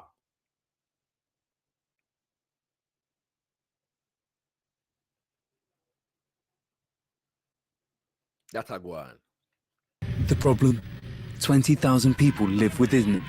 The problem, 20,000 people lived within this plot. And when the company began to clear the land, before even obtaining permission, the villagers rose up. The government ordered Heracles to suspend its activity. So now listen carefully, brothers and sisters, What happened? And when the company began to clear the land, before even obtaining permission, the villagers rose up. The people rose up when the people then began to clear the land. The people then rise up. That's what happened. This is not unusual. Happens everywhere. Yeah. In Brazil, you've got armed people literally busting gun after people from corporations. Literally. Yeah. The government ordered Heracles to suspend its activities. So the people then rise up. The government said, well, yeah, all on there. You have to stop, Wagwan. All on there, Heracles. Yeah, all on. Look, we start out that thing right now. For a year, everything has been at a standstill. But Samuel, the director of the CDE, remains on his guard. With Brent, I forget what CDE stands for, forgive me, but this brother is trying to campaign against the deforestation in Cameroon. Brendan from Greenpeace and Freddie, a cartographer, he monitors Heracles' every move.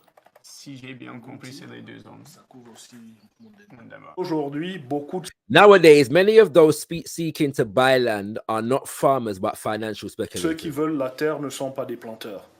C'est plutôt des spéculateurs, c'est des gens people who have experience of the world and stocks and shares. Qui ont une bonne expérience du monde de la finance, mais pas but not necessarily of the world of agriculture. Forcément du monde.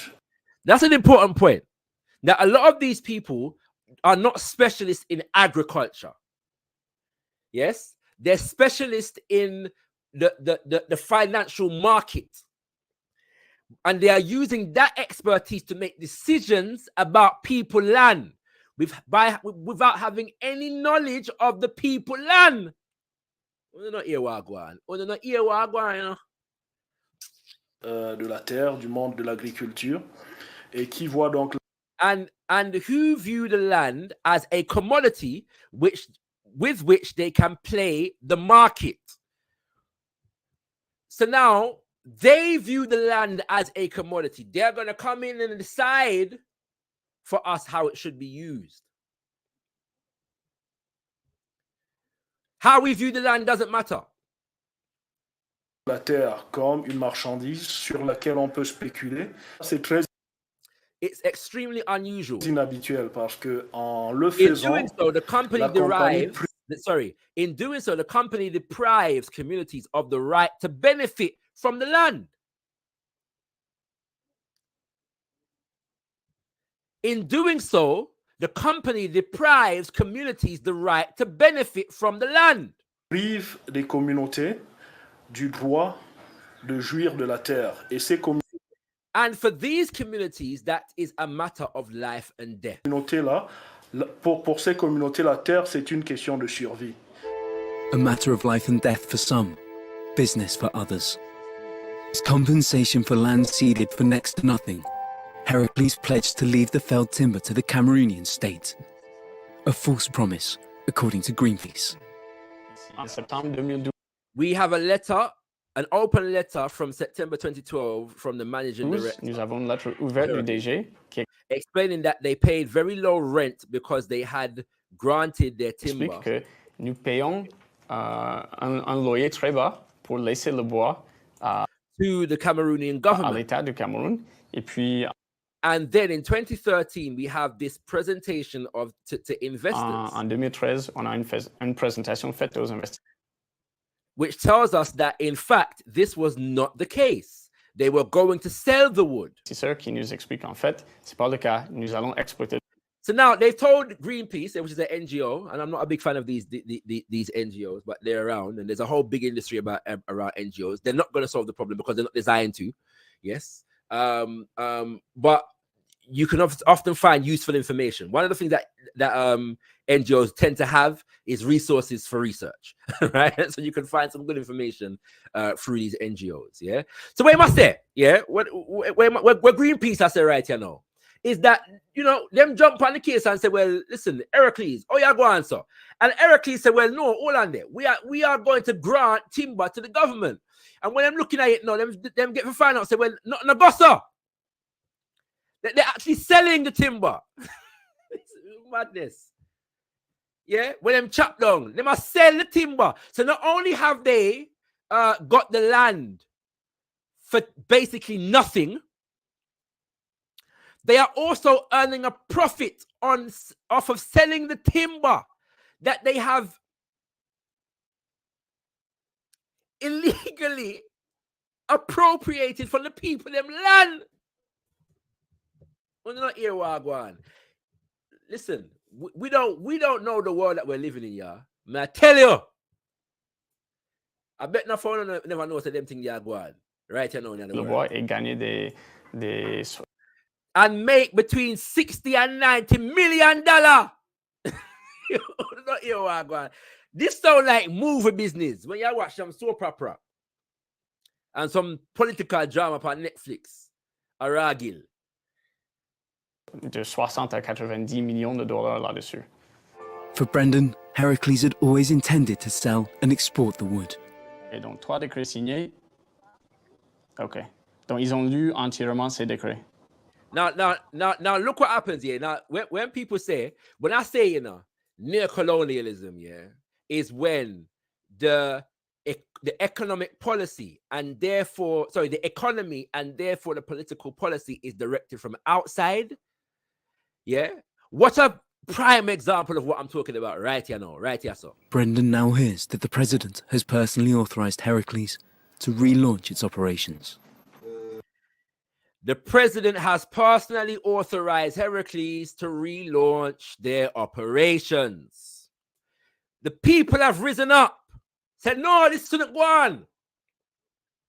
The government disregards the people for the sake of the corporation. That is what neocolonialism is. We have governments that serve the interests of Bakramasa over and above the interests of the masses of the people. That is neocolonialism in practice. And we wonder why it's still, Now, after this, people don't know about this, but this corporation is earning millions on the global economy, in the market, and will be used as an example of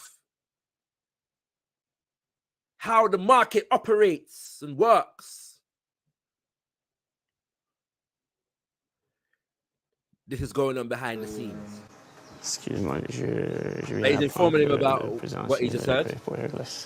Ouais, ils ont lu ça au journal, la Poste Nationale. Ouais. Even though the terms of the agreement fall short of the ambitions of the investment fund, it is a serious setback for Greenpeace and the CDE. This is a dangerous signal to send out to investors. Listen carefully to what the brother. Signal dangereux qui est envoyé à des investisseurs.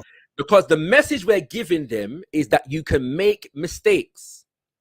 Yeah, come and just destroy people's community. Parce que le message que l'on envoie, c'est on peut faire des fautes. You can make lots of mistakes, big mistakes, not as a small thing, big mistakes. On peut même en faire plusieurs, on peut faire des fautes grossières. Il y a toujours une chance. and still be in a position to do well out of it, to still stay in the game. This is the lesson that the global economy, the market, has been teaching everybody in the world for quite some time. That these people that run the market is not, brothers and sisters, a sentient being and an animate object. The market is governed by people. And there are people within the market who have decision-making power within it to decide how things go. The market does not make decisions. It is not a sentient being. So what is being said, shown to these people is that, yeah, we are open for exploitation. Come and exploit we. Il y a toujours une possibilité de s'en sortir et de rester dans le jeu. And I don't think this is the message we ought to be sending out to investors nowadays. Je pense que ça, c'est pas le message qu'il faudrait envoyer à des investisseurs aujourd'hui. Brothers and sisters, everything that I've said so far is a very serious issue. Yeah, and I've spoken for quite some time, but there's a couple of things that I got to do. One corporation was mentioned there. Yeah, one corporation was mentioned there. Once again, feel free to ask your questions or make comments, but at gotkushTV, if you'd like to do so. And the link is pinned to the top of the chat. You can feel free to click that link if you want to come through and contribute to the conversation right here now. Yeah, we would like to now expose you to the names of some of the corporations who are responsible for this behavior. We've just heard of two. Drax is one. Yes, Drax is one. It's the UK-based firm. We just heard of Heracles, which is another. All right, we're going to hear about a few more now, brothers and sisters. I thought you'd like to hear about the companies that are responsible for this sheggery. Yes, 13 major companies. This is an article on earth.org. 13 major companies responsible for deforestation. All right. A recent analysis by the Zoological Society. In fact, you know what I'm going to do? I'm gonna skip that. Yeah. Who is responsible for deforestation? One, Cargill. The US-based company has a long history of destruction of one of the biggest companies that contribute to deforestation, according to a report by the NGO Mighty Earth. The report details how Cargill profits from the destruction of the environment and the exploitation of people in Brazil, Argentina, Paraguay, Bolivia. Cargill is involved in the destruction of the Amazon, Gran Chaco, Cerrado, which was mentioned earlier, ecosystems for the production of soy and beef. In Cote d'Ivoire and Ghana, Cargill buys coca that has been illegally grown in protected areas in national parks in Indonesia and Malaysia. Cargill buys palm oil from companies that illegally clear rainforests. The report also claims that Cargill uses inaccurate accounting methods to underestimate how harmful its practices are. My son. Its corporate customers include McDonald's, Burger King, Walmart. Walmart is twice here. Unilever. Yeah, Unilever is a big company. Unilever is, in fact, brothers and sisters, the evolution of the company that was responsible for the colonization of Nigeria. Yes. Nigeria was literally sold by the Royal African Company to Unilever. And more. So this is an old problem, brothers and sisters. When I tell you it's a neocolonialism, we know where we're going. BlackRock, in January 2020, investments firm BlackRock announced it would exit investments with high environmental risk, including thermal coal. They also said they would launch new investment products that screen for fossil fuels. However, BlackRock has been accused of climate hypocrisy since in September, a big data tool found that the firm's ESG funds hold companies with deforestation risk that stretches over 500 acres of land, more than any other fund. I'm not going to read everything for everybody. So you've got Wilmar International. Yeah, and then you have Walmart. We have to read the Walmart one. Yeah, we have to read about the sovereign state of Walmart. Walmart has set zero deforestation goals for 2020. However, it does not have a system in place to track and monitor the origin of forest risk commodities, palm oil, pulp, and paper, soya, and beef. It says that implementing such a system is, quote, not an immediate business priority.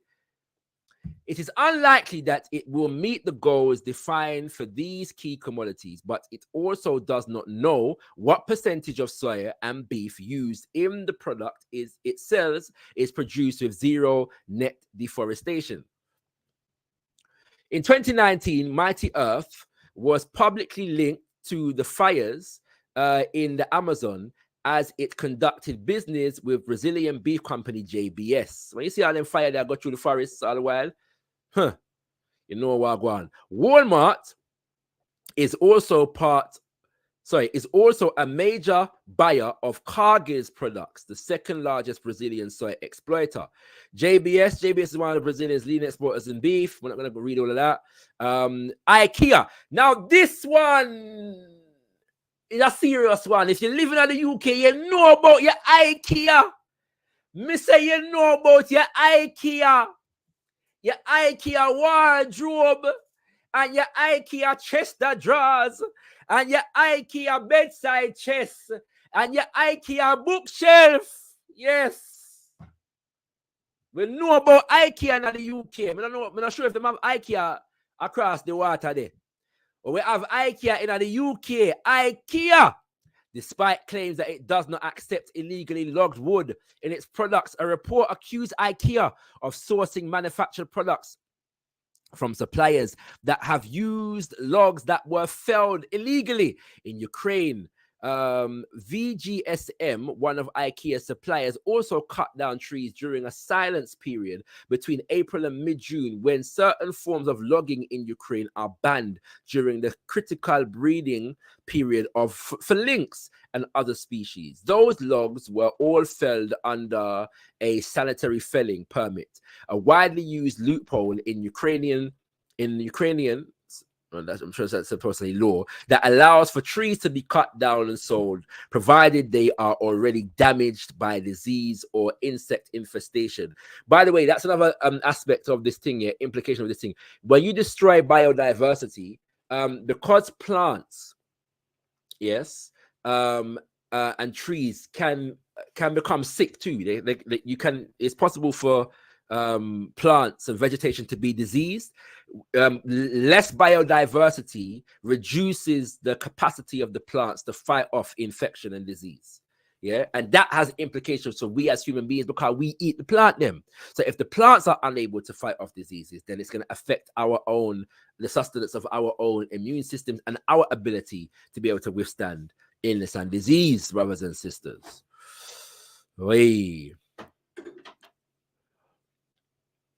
I won't read any more of IKEA for the sake of time. Corindo Group PT is another one. Yakult Honsha Co. the Japanese manufacturer of the Yakult drink. Yeah, that's, you know what I mean. Here I know. Starbucks. Oh, yes. We're not going to read it. McDotties. Yeah, McDotties. All right. Yum Brands. Yeah. America's fast food corporation owns a majority of the country's big fast food chains, including KFC, Pizza Hut, and Taco Bell. Just so you see how far this goes, brothers and sisters. One of the biggest corporations in the world, Procter & Gamble, the consumer goods giant P&G, was recently given a grade F in the scorecard released by Rainforest Action Network, RAN, when evaluating the major companies, banks, and other parties who are involved in deforestation. Procter & Gamble has been criticized for their inadequate action in addressing the impact of its sourcing and forest risk commodities and failure to ensure that their forest sourcing does not infringe upon indigenous rights. Now, indigenous rights is something that people have had to campaign for in international law, because international law did not cater for, and still does not, if you look at the fact that the laws, as has been already explained, that are even in place are not sufficiently implemented to protect indigenous rights. But the global economy does not recognize indigenous rights. It only recognizes private property rights.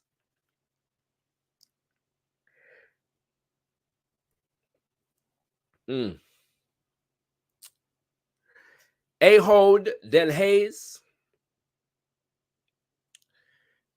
is the final company mentioned on this list. I'm going to say one more thing, brothers and sisters, and then I'm done.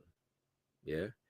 One of the things that we have to understand as a people is the fact that our liberation movements often carry many examples that we can use in order to address these problems, brothers and sisters. I'm just going to give you one example today. Yeah, just one. All right, just one. And that is the example of this man. A man by the name of Thomas Sankara.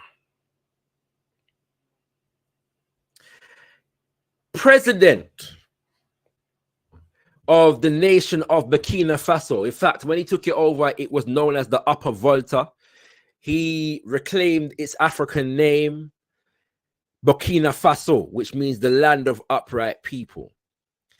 And one of the achievements of the Sankara government, brothers and sisters, one of the achievements of the Sankara government was that he was able to organize the people in Burkina Faso to plant over 10 million trees to address the expansion of the desertification within the Sahel region. And he had the wherewithal and the consciousness of mind to not try to stop just in the nation of Burkina Faso, but try to extend that program into the neighboring nations around Burkina Faso.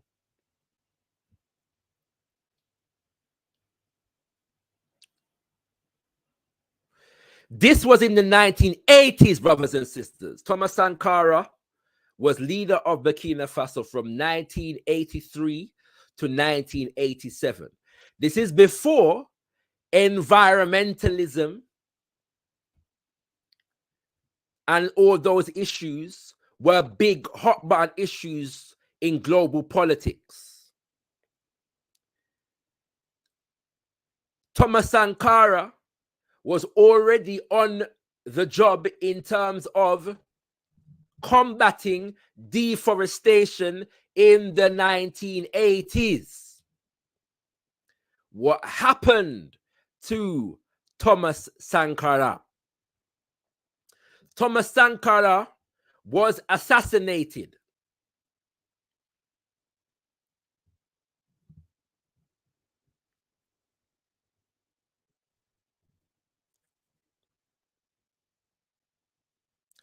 Thomas Sankara was assassinated in a coup that was backed by the French, the Americans, the British, the Western world at large. Why?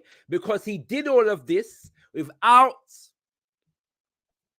accepting a World Bank loan, an IMF loan, rejecting exploitative deals from foreign nations and loans from foreign nations and deals with foreign corporations that will exploit the people.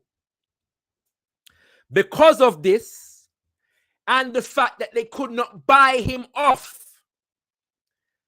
they were only able to buy off people that were around Thomas Sankara who were willing to do their bidding. And what happened was Thomas Sankara was assassinated in 1987. And the man who is responsible for his assassination, Blaise Compaoré, was sustained by France and America in particular from 1987 to the year, I believe it was 2014, when the people finally rose up and overthrew him. Blaze opened the nation to all of the people and exploitative policies that these same people and their corporations, governments, and other institutions were not able to buy off Thomas Sankara in relation to. They planted over 10 million trees in Burkina Faso alone. Now, this agenda, has been, in fact, reinstituted.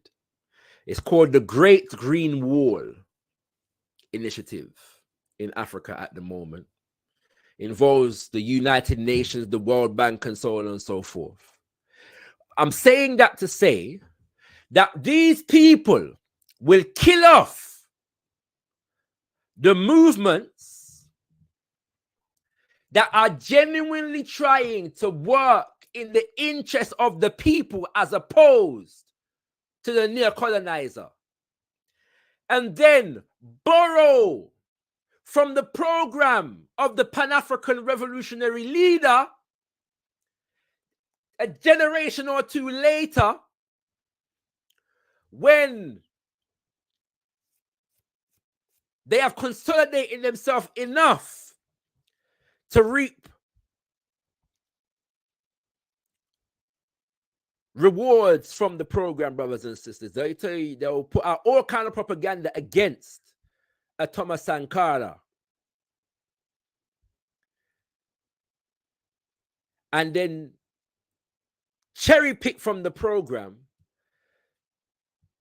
just so long as the extent of the impact doesn't serve the people's interest enough that it eats into their proceeds and their wealth. Because the green industry is a very big industry right about now. And so they have institutions tailor-made to jump in to Africa at the moment with the Great Green Wall Initiative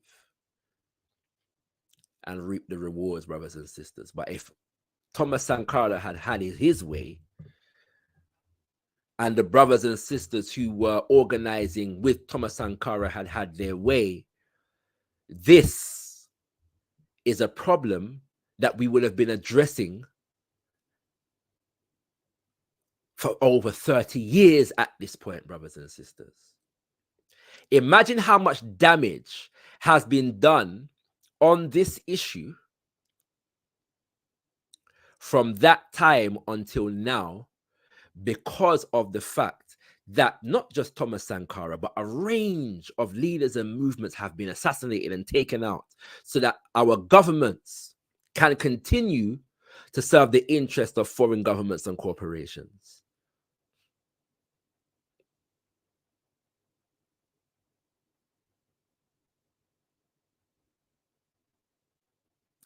Thomas Sankara organized people and communities.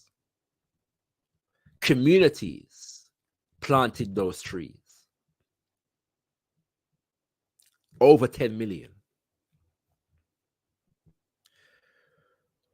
What if our communities today were organized sufficiently on a cooperative basis?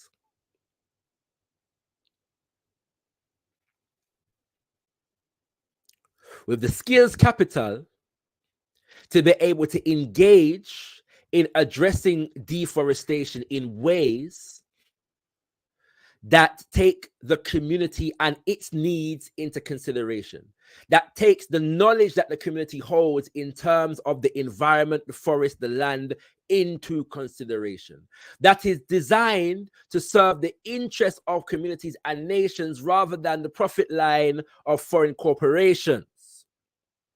And the power of neocolonial governments.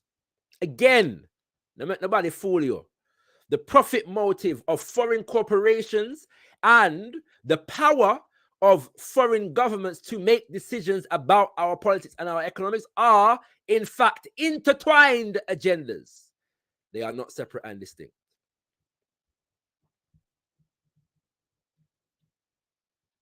We have been discussing, for those who have just come in, the issue of deforestation. I'm going to open up the lines now. Feel free to come through, brothers and sisters. I've spoken probably the longest I've ever spoken on Zivanayi, but I'm sure you can appreciate that the information was important, and there's even more I could go into.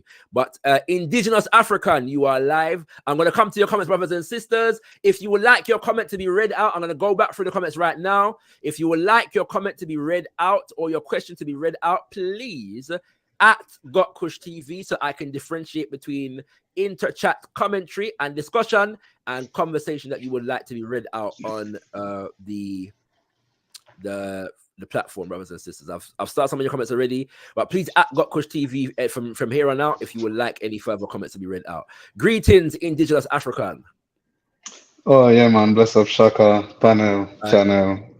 Yes, sir. So very good. I did hear some of this stuff before, but very good reminder towards some of this stuff. I figure we're going to end up in econ debate, and I can expect certain people to make an appearance pretty soon. But the presentation itself brought me to an experience I had in high school.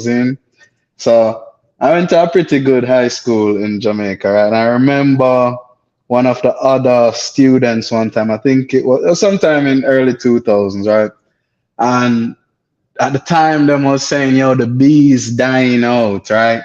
So the bees dying out through fertilizer and pesticide and all kind of thing. And they had this new idea, them going make some nanorobot type bees. I remember seeing another student that went to the school post an article and saying, yo, this is such a great idea, you know?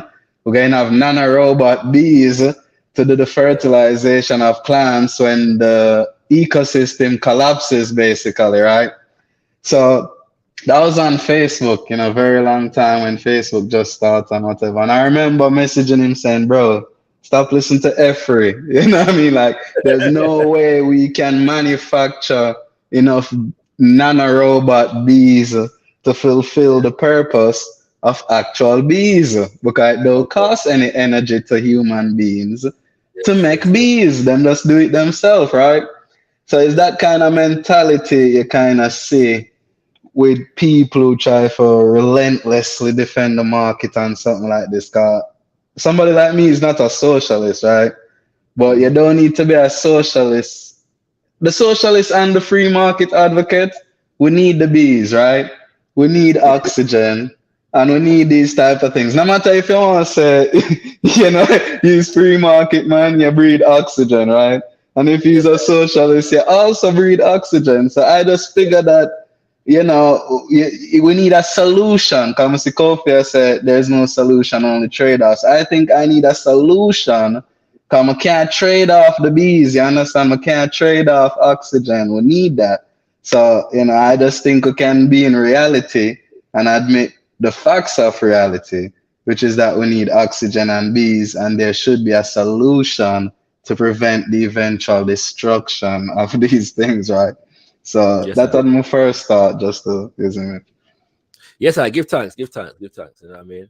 I wholeheartedly agree, bees, oxygen and all these things are very important. One of the things that I learned about as well is the extent to which Jamaican farmers were being forced to use certain fertilizers as dictated by IMF policies and so on, and American government policies. So there's a particular fertilizer called Roundup that people that have used it in the past have taken the corporation to court because it has apparently cancer-causing agents within it. And so there was a campaign in Jamaica some years ago, and I haven't stayed up with the issue, so I'm not sure where it is at the moment, campaigning against compelling farmers to use Roundup in agriculture as well. But I'm saying all of that to say that the corporations themselves, and the institutions that advocate on their behalf are able to even have an influence in terms of how we engage agriculture. They've patented a number of seeds, for example. And so you can only access those seeds if you're purchasing them from corporations who have literally patented seeds. Yeah. And in that regard, because you can't patent like organic seeds, so you have to genetically modify them. So what is being done is that they're killing off the organic crop and making it very difficult for the organic crop to grow. Yeah. In certain areas, because again, it eats into their profits. And the issue that with the profit motive is that it's very short term. It's not designed to facilitate long-term development, growth, and addressing of issues, which as our countries where we come from, that is kind of where we are at. We need to be able to address long-term issues, yeah, from in our own interest, if that makes sense. And that is what we are being prevented from doing. So yeah, extremely important issue. It seems like indigenous African is a prophet, because as so said, so done. So we invite Kofi Campbell to the proceedings. Yeah, man, respect. Panel and channel. So again, we have a case where you claim to be a Gaviite, but your solution to the problem of cronyism and government failure is the socialism of Thomas ShakaRa. Yeah, let us make that observation still. In terms of profits, remember, profits are a signal that you're creating value for people. Is people want the product. You understand? So in the end, who you really have a problem with? Because all socialists who talk about the evilness of profits and corporations wanting to make profits, all of them in the end really have a problem with the consumers, the people, because the corporation want land to grow X product because X product is in demand. People want X product. So when socialists like you curse corporations, what you're really cursing is the people and the demand. That's why the problem, the solution, what the socialists come up with to that problem of consumers wanting things that they don't want consumers to want. Either one, them ban the product, or two, them regulate it out of existence and subsidize products that they think the consumer should want. Right? Now, the reason why that can't be a solution and just a trade-off is that may be a solution to people wanting and getting X product on the market. It's because those actions by the government, by the socialist government, will ensure that X products not going to be on the market anymore. But all that going to do is create a black market where people going to want that product. Same thing with ganja. Black markets are where economic freedom is located, right? Where demand meets supply at a price equilibrium based on the level of supply and the level of demand, and that's the price. Yeah. So when you do all them something and claim it's a solution to exploitation and capitalist greed and market failure, you don't really come up with a solution. You just switch to another set of trade-offs. You understand? And when the socialists say corporations or private land should not be privately owned, or we're going to combat monopoly we're going to combat monopoly capitalism with government ownership of the land. That's us trading one monopoly for the other. How is that going to solve the problem of resource allocation in a world of scarcity and human desires? Okay, brothers and sisters, I will leave you all to decide after. You may ask, and the panel is a discussion with the one that was laid out earlier. Okay. I will leave you all to decide whether anything that was just said is even intelligent when we're looking at the issue of deforestation and the impact that it is having on people and environments and so on and so forth. I will leave you all to decide where that is concerned. It would seem that the trade-off for people receiving their commodities in the Western world is literal genocide, destruction of biodiverse areas of the planet, and so on and so forth. And so because it seems that the market has dictated that this is the way things should be and that this is our role in the global economy, and so the market, because the market has dictated that, we should not challenge such a reality. I will leave you all to decide whether that's an intelligent perspective. I never said any of that. This issue from. Okay, that's fine. Well, I'm glad to know it. Anthony says, Abibi Fahodie, Abibi Tumi, all my global African family, giving thanks, Anthony. gotkushTV, new to your channel. Greetings and welcome to Gardenia in Bloom. I mean, serious name that. And Pan-Africanism, soaking everything up. Reading Dr. Marimba Ani and Eli Wananda channel. Mind being blown. Thank you all. Thank you for all you're doing. Bigging up yourself, Gardenia in Bloom. Welcome to gotkushTV. We welcome you and hope that your experience with us continues to be edifying. We also want to big up our good brother Eli Wananda, who, yes, host. We are reading on his channel, brothers and sisters, on a weekly basis. He has read Mama Marimba Ani, the Yorugo book, and now he's currently reading Blueprint for Black Power by Nana Amos Wilson. And I should also let you know, for those of you who are in the States, Mama Marimba Ani is hosting an event on the 11th of May. I'm going to bring up the flyer for you a little bit later on, so you can get all the information. But if you feel like making a trip to Atlanta, or if you're in Atlanta, that I guarantee that if you want some beautiful Pan-African energy, you should come through this particular vibration. All right, so I'll share that information with you shortly. But Gardenia, welcome, and we appreciate you sharing the impact of what you've heard so far, and we hope today's conversation was an edifying one. Greetings, brother Yao. Always a pleasure to host you, my brother. ShakaRa, gotkushTV fam, love, blessings. What is your opinion on Greta Thunberg from a Pan-Africanism point of view?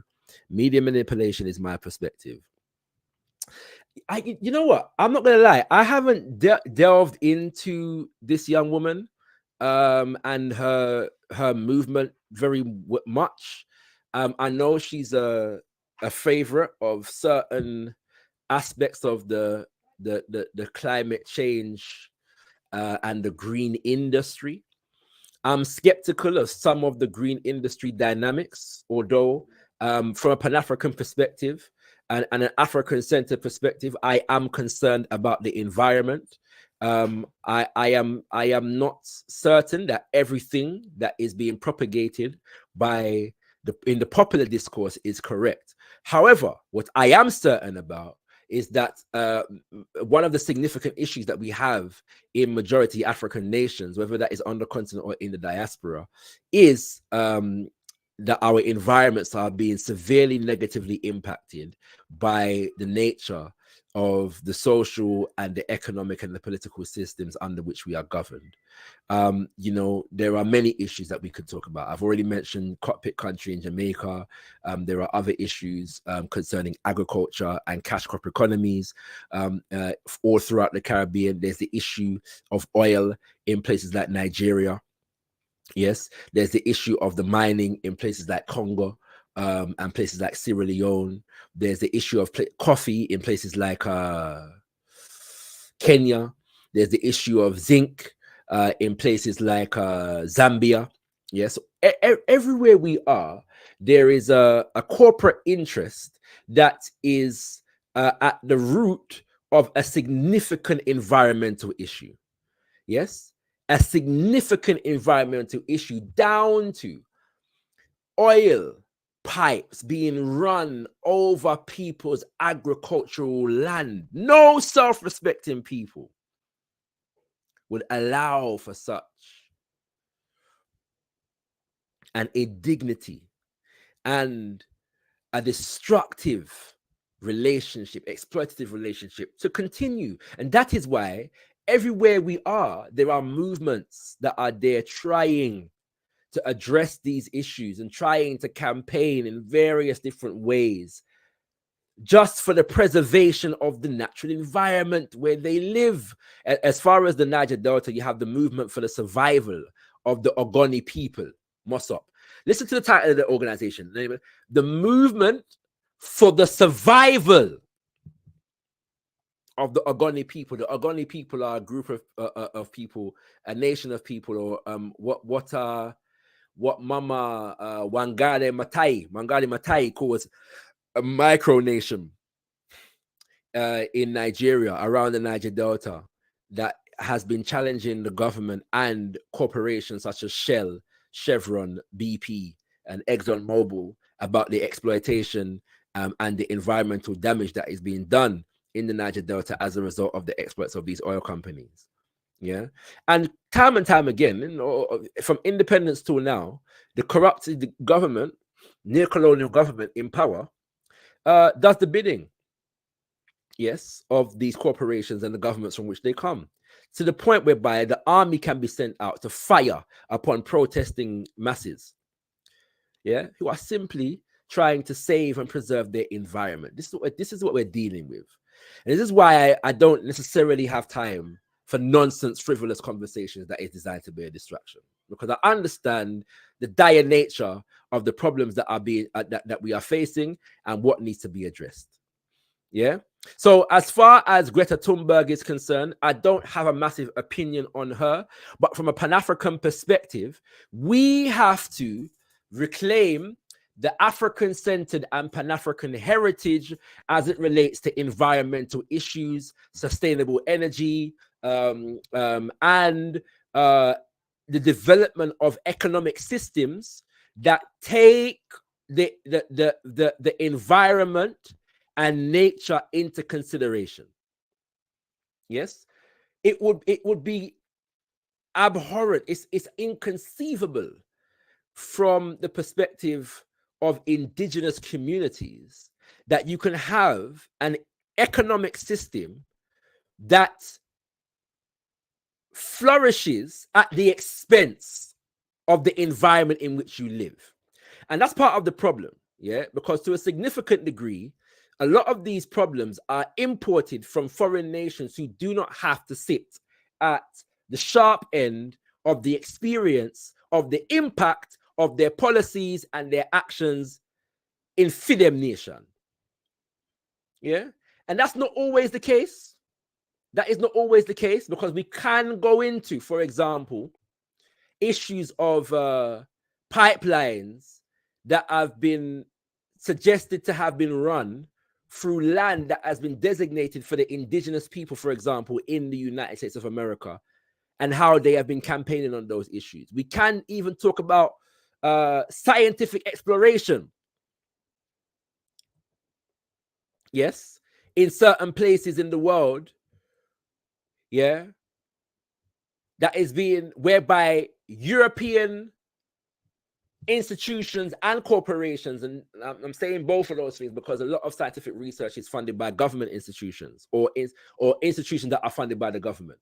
The institution itself may not be a government institution, and corporations, and sometimes a bit of both. These are not necessarily sharp distinctions between all these dynamics, whereby to put a telescope in an area requires you to encroach upon sacred land of a community. An absolute disregard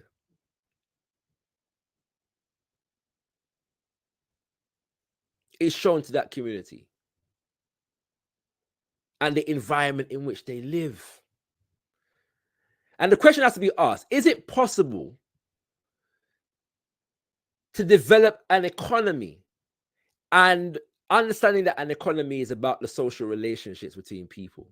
Develop social relationships. That doesn't require us to have to destroy people's environment. Can we develop economies whereby indigenous people and their relationship to land can be respected? Is that possible? And the answer is yes. But what we are taught is that there are no solutions, there are only trade-offs. And the people that define the parameters of those trade-offs are corporations with profit motives at the heart of their designation and power motives in relation to their national edifices that want to maintain freedom authority over your economy. That is the. Since it's me, you're throwing your words, and let me just respond now. I'm not actually throwing my words at anybody. This is the argument that has been made. So I'm answering the question from the brother. Thank you very much. Yeah, I'd like to chime in when you're done, though, Chaka. Yeah, you can feel free to do so, my brother. What a difference in civility! Wow. I'm nearly done.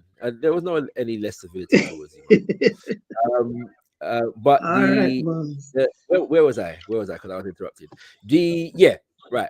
So the point is that power is the only argument that satisfies man. Except the individual, the nation, the race has power.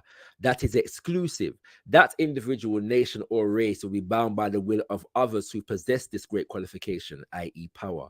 Therefore, it is advisable for the African to concern himself with the acquisition of power, power in every kind, power in education, power in industry, power in science, power in government, that kind of power that will stand out so that other races and nations will see, if not feel. Words of Marcus Mosiah Garvey.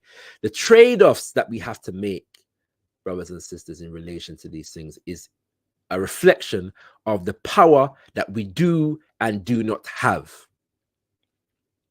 And at the moment, the reality that we are in is a reflection of the fact that we have allowed others to exercise freedom power over us. In order of appearance and who spoke last, I'll take Melaman and then I'll come to Coffee.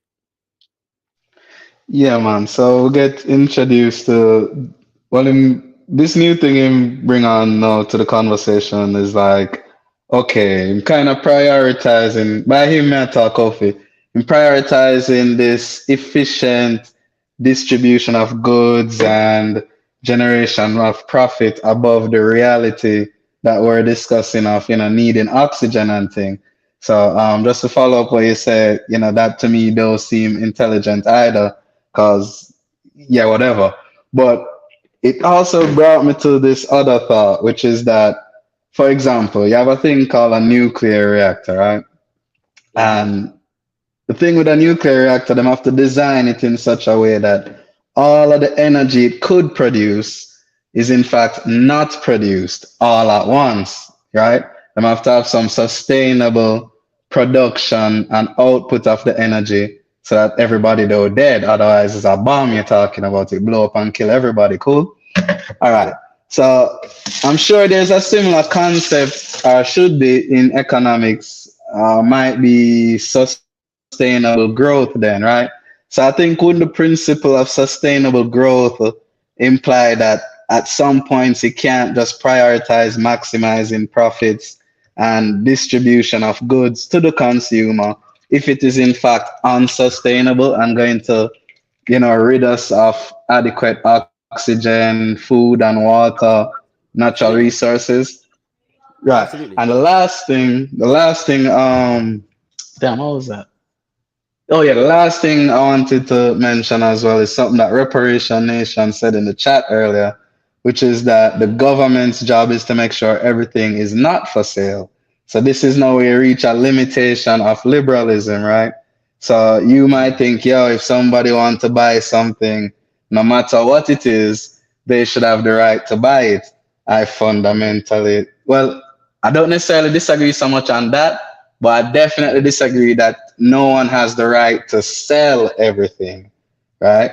So not everything should be for sale. For example, someone who sells drugs, right? Somebody sell hard drugs. It is your right if you somehow get the drugs in your hand to do whatever you want with it. I can't stop you. However, the man who sells the drugs, the man who gets the drugs in your possession, should be regulated by the government. Because why? There's a selfish economic reason even for that. Because I need my citizens to perform productively. And what you're selling within my society is reducing the productivity of my people, therefore limiting my economic growth. So I think there's even selfish economic reasons for why everything should not be sold. And just because the consumer wants something, that don't mean it should be available for sale. So that is the next thing. See that? Yeah. Go ahead, Coffee.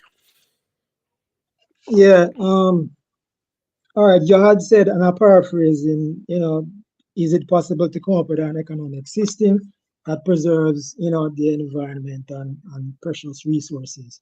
And the answer is obviously yes. That system is the capitalist system, the free market system, the free enterprise system that makes better use of resources than any other system, which is why all other competitors come and fail. Mercantilism come and fail, feudalism come and fail, slavery come and fail, and socialism come and fail. All right, so capitalism make better use of resources. So that system is the better trade-off. Why is that the better use of trade-off? Because the problem of pollution is a property rights issue, right? The reason why these multinational corporations go to the third world and pollute is because property rights protections in these countries are weak. And property rights is essential to a functioning market economy. And they can't do that in their countries.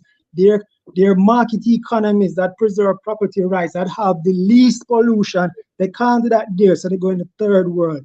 Melaman must hear about Trafigura and Jamaica, right? And the problems that Trafigura get involved in Jamaica and Africa in terms of pollution that they could never get away with in Holland. Why? Because Holland is a market economy that takes property rights seriously. If a country takes property rights seriously, then governments can't allow multinational or anybody to run pipe over your land. Governments can't allow anybody to thief light and thief water, right? And the problem of water scarcity, again, to use just one example of a precious resource that is in trouble these days. The problem of water scarcity is government.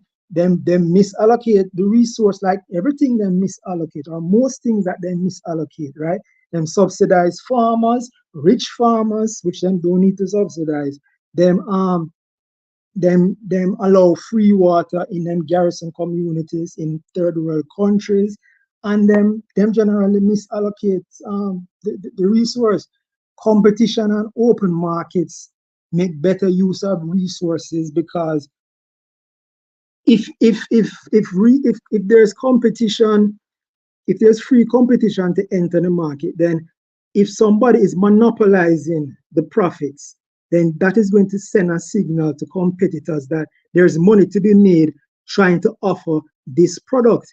And if that monopolist is deliberately limiting the supply, therefore keeping the price high, then competitors are going to enter the market and compete, and that competition will bring down the price, right? But the only way that free flow market competition would be thwarted is through government regulation, which is why big capitalists love government regulation. It's something I'm telling you over and over again, but really feel say big capitalists want a laissez-faire economy. No, they don't. If you follow the history, economic history of the developed world and the developing world also, you will find that the regulations are as a result of big capitalists trying to raise the barriers of entry to keep out their competitors, to keep supply low and prices high.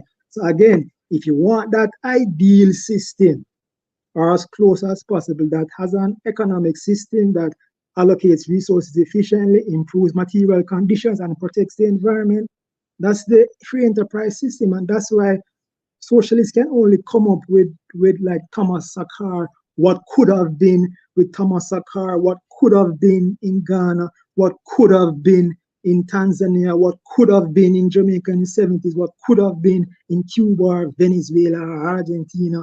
When you have really existing examples of the success of free enterprise system. So the issue that we have is that whilst those who when the impact of this free enterprise system is being manifested and given examples of, the people that would claim that this is not a free enterprise system do not seem to have the vocal cords to campaign against the aberration of what they call the free enterprise system. The reality is that those who are in control of this system, those who are doing this work and engaging in it legally and illegally, promote it as though it is free market economics. And it's a major, the biggest contradiction to me. I know why it takes place, but it's a contradiction nonetheless.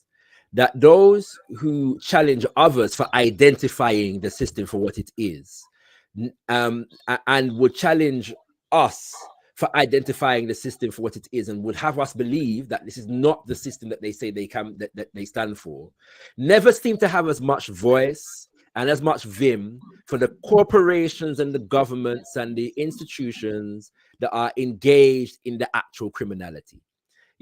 This is not a conversation that Coffee should be having with ShakaRa and gotkushTV. This is a conversation that Coffee should be having with all of the corporations that I mentioned, including Walmart, and IKEA, and so on and so forth, who are engaged in the shegri, who are among their leadership and the think tanks and so on and so forth, who promote themselves as free market enterprise institutions and contributing to a said system.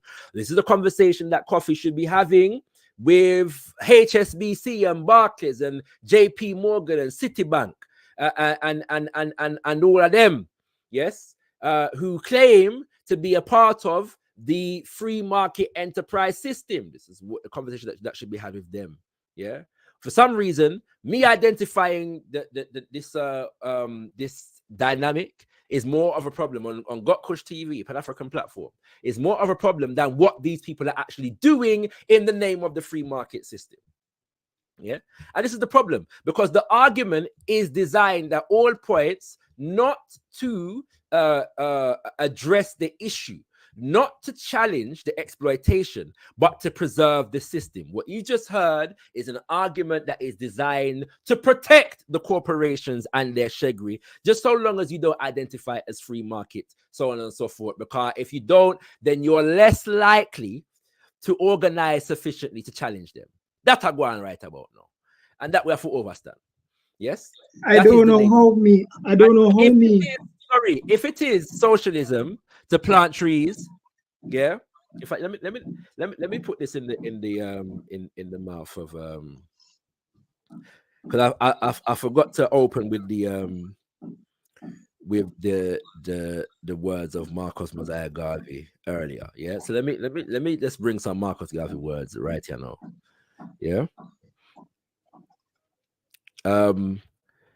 He says, let me explain that the government has over 250 acres of crown land in St. Catherine, St. Thomas, Portland, St. Mary, St. Anne, Manchester, and Clarendon.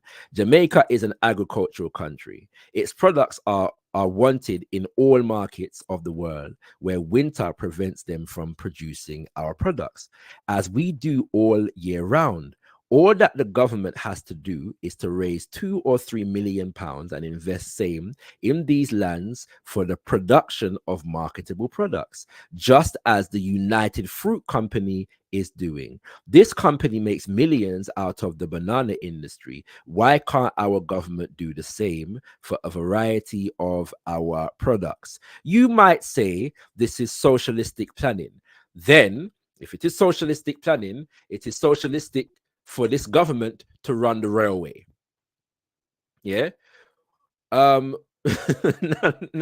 so I'm saying, just like that, if it is socialist, to plant trees, then so be it, right? If you believe that that planting 10 million trees, yeah, to combat deforestation of foreign and especially as it is imposed by foreign capitalist corporations.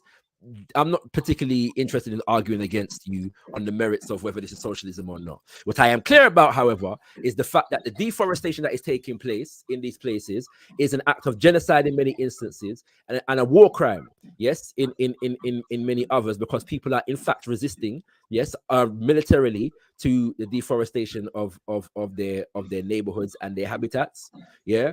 And it is an act of exploitation because these corporations have resources and are able to impose their will upon communities of people that do not have the resources to properly combat them. Why? Because they have bought off the governments in those countries. And even when the governments, yeah, are more inclined to stand with the people, then the governments of foreign nations will come and ensure that those governments who are inclined to work in the interest of the people are never allowed, yes, to do the work on behalf of the people. They must serve the interest of the foreign corporation.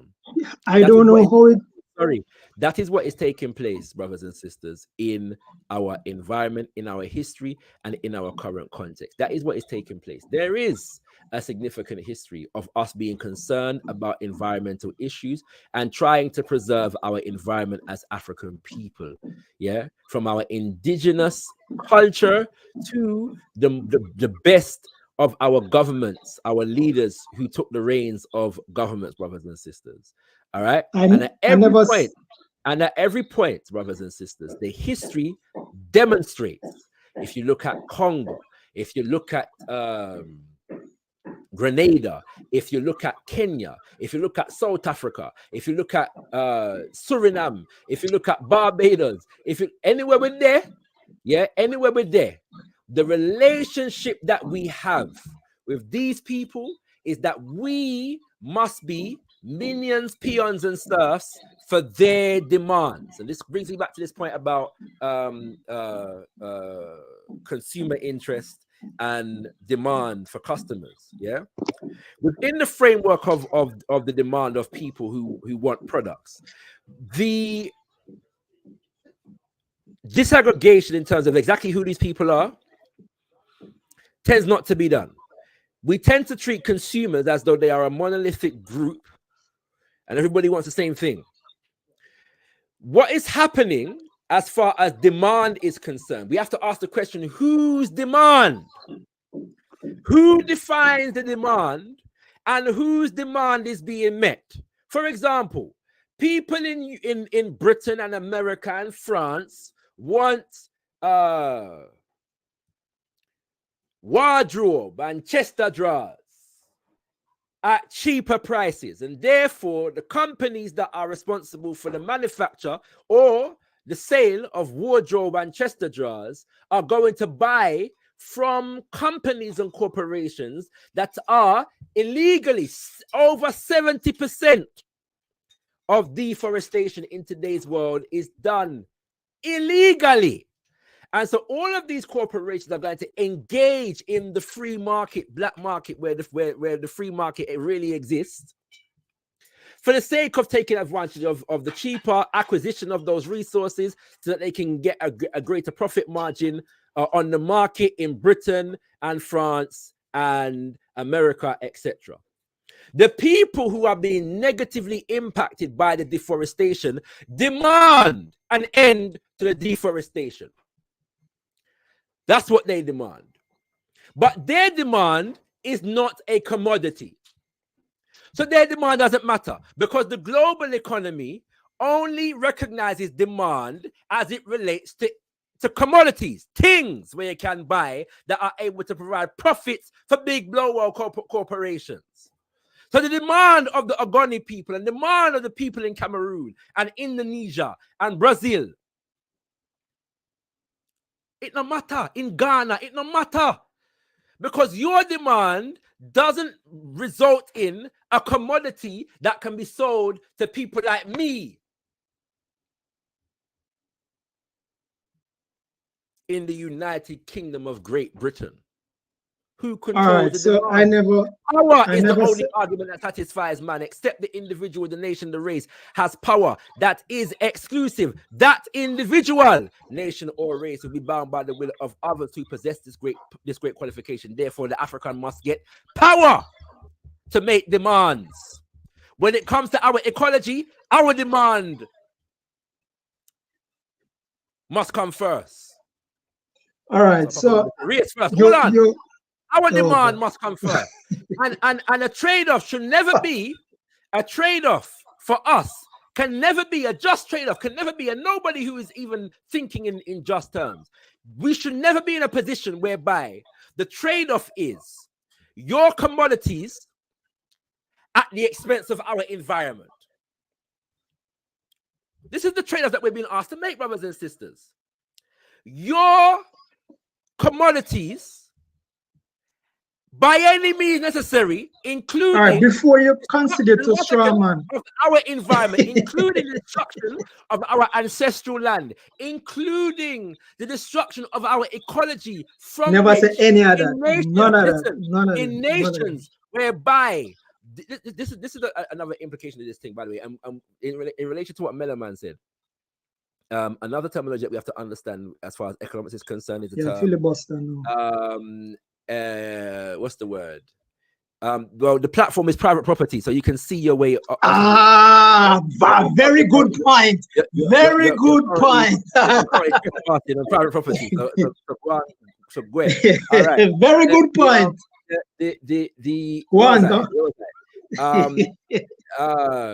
Negative externalities. Yeah. So pollution, as far as corporations is concerned or industry is concerned, is considered in economics to be a negative externality. Yeah, is that which is something that negatively affects people beyond the bounds of the industry, the corporation or the industry itself. Okay, now the issue is that generally speaking, corporations and primary actors within industries have no compelling dictates whereby they must deal with those negative externalities. Yeah, generally speaking, it doesn't exist. That's why literally for generations now, oil can be destroying the ecology of the Niger Delta, and nobody goes to prison, nobody pays a fine. Yes, and more importantly, nobody's called upon to stop what they are doing. Why? Because the trade-off is energy in Britain and France and America must be sustained, and it is sustained by the acquisition of cheap oil from various different places on the planet. So therefore, the trade-off is our energy at the expense of your ecology. I don't care if Coffee said this directly. This is the reality. If we are not dealing with this, then all we are engaging in is distractions from the thing, and I'm just not inclined to entertain it. Why? Well, I already. This is a matter of life and death for the people that are at the sharp end of this reality, and I am not going to insult my people. Yes, in such a way as I am going to entertain a conversation as though that is not the reality, as though the demand of people in America and maintaining the veil of free market economics as dictated by Milton Friedman and the boys is more important than addressing the realities of our people on the ground. This is why I'm not even bothering to respond to the nonsense about whether. Yeah, because you can't do it. That's why you're filibustering. Because you have a straw man. You can't do it. Planting 10 million trees or not. Yeah, you can't do it. Socialism. When the issue is deforestation. Yes, the issue is deforestation that we are addressing, and the point is that we have. You don't have a point. That's the point. Of movements and even governments who were addressing these issues in the interest of the people. And the one thing that they will never deal with, brothers and sisters, is the extent to which governments, corporations, and transnational organizations collaborate in order to get rid of those leaders, in order to bring into being and sustain and maintain a situation in which our ecologies and our people suffer. so that other people can get rich, so that other nations can have a higher standard of living. Each day that I am living, I count my blessings, for its praises that I am giving to the one that bleeds me. For I'm eating the bread of my family's sorrow. I'm drinking the blood of my own tomorrow. I who live in the United Kingdom of Great Britain have a responsibility. It is my responsibility to highlight these things on behalf of my people in Cameroon and Congo. Yes? Because these are the realities that we are facing so that people can get rich off of the exploitation of our land, our people, and our resources. I'm not doing it, brothers and sisters. I'm sorry, I don't have to. Because when it comes to FIDEM political system and FIDEM media, there are certain things they don't entertain. And that is why you're not going to find Coffee campaigning on FIDEM media to challenge them about the fact that this is not what free market capitalism is supposed to be. Because the reality is that they're very comfortable with what is taking place because their profits depend upon it. May I tell you no? That is why you're not going to find them people there with their own platform challenging Walmart in the name of Milton Friedman and von Mises. They're not going to do it. They're going to challenge ShakaRa because ShakaRa is an admirer of the work of Thomas Sankara. And it's more important for them to label me a socialist, yes, than to challenge the people them that claim to be fronting for them economic system. Applause not. Listen, all right, so no, Kofi, I won't respond to you, Kofi, because you have to pass it around still. So. Yeah, one second. Kushti says, gotkushTV, a genuine question. As a Pan-African, are you totally against capitalism in any form? Obviously, I understand it. I understand not in its form, but now. But can you see a benefit to us as a people at all? Brilliant question, and I'll tell you what I'm going to do. I'm going to close the session on that question, and I'll give you a proper answer. For now, this is the last word from the panel, brothers and sisters. So, Melaman got you, and then yo, so you can get your turn, Kofi. Yeah. Go ahead, Melaman.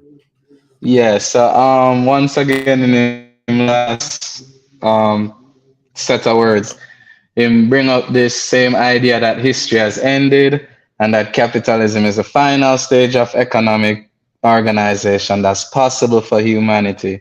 But I wanted to advise you, though, ShakaRa, that you don't need to debate Kofi and whether or not you or him is a socialist, because Kofi is a socialist, as I discovered in the chat. Because when I asked him whether or not you blame the exploiter of children from a failed parentage or the failed parents, him implied that to continue moving the child from failed parent to failed parent is not a solution. So therefore, it is the predator who is the real problem to be targeted, which is the market in that analogy. But anyway, so I bring this thing about, basically capitalism is the final stage of economics, and that capitalism supposedly protect the environment the best, which is false. I was surprised when I'm open trying to make that type of point as if capitalism protect the environment better than anything else. I would argue that everything before it seemed to have protected the environment better. But yeah, back on the whole idea of econ has ended. This is another reason why I personally don't respect a lot of people who claim they are economists, because, for example, physics, right? If someone is studying physics and they have this idea that, physics has ended, this is the final level, like there's nothing more after this, there's nothing that can be better than this, we're going to laugh him out of the room. For example, me, when I hear people on the TV say, them trying to have wormholes so people can travel from one part of the universe to the next part, I say, that crazy, that sound impossible. Only for a couple months ago, I see an article come out and say, well, wormholes might actually be possible. But that's why physics is a real science, and we have real engineers, because we don't see our discipline as reaching, the final stage. It's impossible. Any respectable physicist, engineer would all speak like that. Would all look at the field or study like that to say it cannot get any better. So to also answer Kushti's question, me personally, I'm not against capitalism. I'm for whatever works in reality, and I believe everything can be improved. So if improving capitalism to a certain point causes it to have a new name, then whatever that is in the future is what it's going to be. But me personally, I'm not an economist, but Yes, sir. I'm not against capitalism either. So that is it. Listen. Coffee, your last word. Yeah, all right. So I don't view history as coming to an end because I don't believe in the superstitious Hegelian view of the world as history as some consciousness moving towards perfection. To me, history is just cause and effect, right? And yes, you can say that the environment was pristine before capitalism. But if you want to go back to that state of being, then you're going to have to contend with millions of people being dead, and whoever left over will be on below 80 level subsistence. All right. All right. And the next thing you mentioned, Shaka mentioned Garvey and power.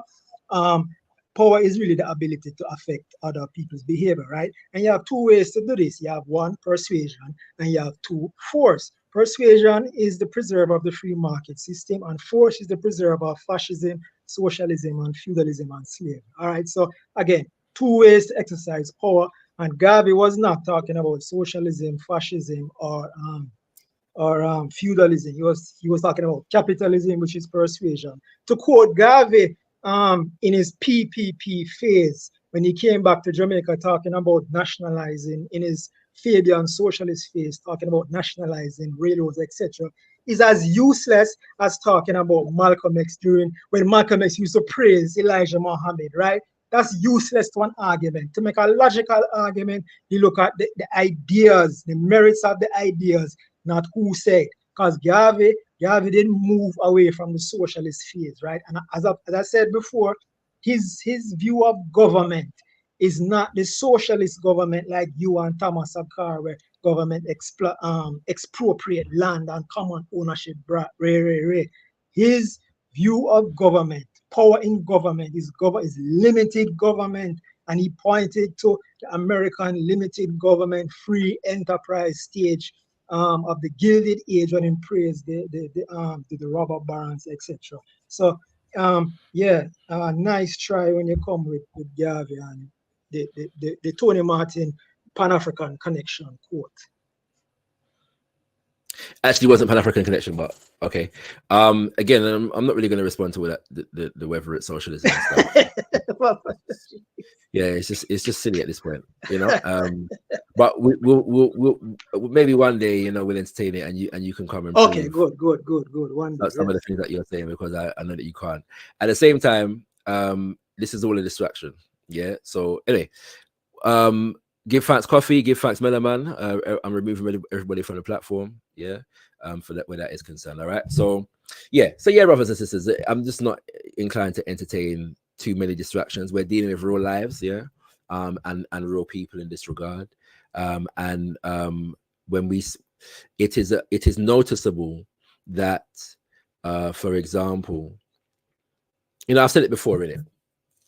People that tend to be ardent, blind advocates of market fundamentalism in the tradition of Milton Friedman and von Mises and others, and Hayek and others, tend to also be apologists for American imperialism. For example, and this is me actually answering Kushti's question now. A claim was just made in terms of capitalism using persuasion as opposed to force, yeah, as though those two things are completely separate and distinct things, right? Yeah. But you will notice that the biggest capitalists in the world have and have always had the biggest mechanisms of force. You will notice that capitalism developed formally during the era, and with the Industrial Revolution, during the era of colonial expansion by Europe into the world. It developed in Europe during that period of time. Yes.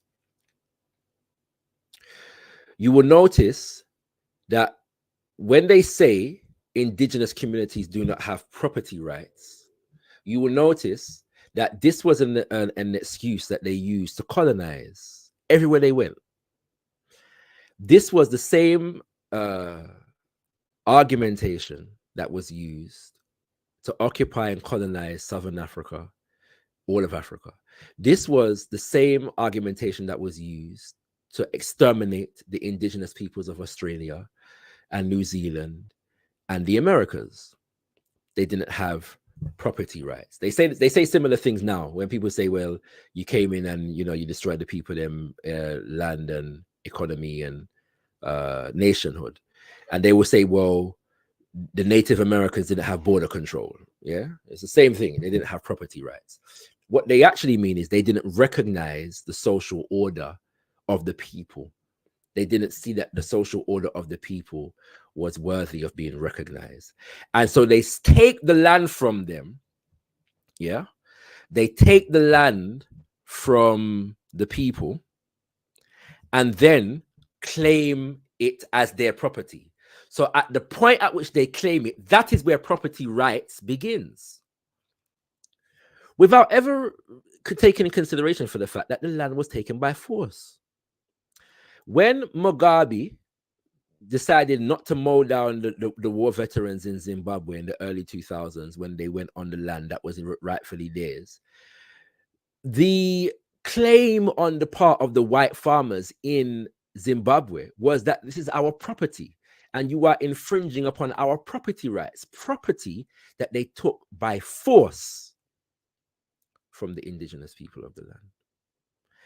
There is nowhere that white people have gone where they colonized and still have influence that they did not and do not continue to take land by force. The corporations that are guilty, that we spoke about earlier today, are taking land and resources by force.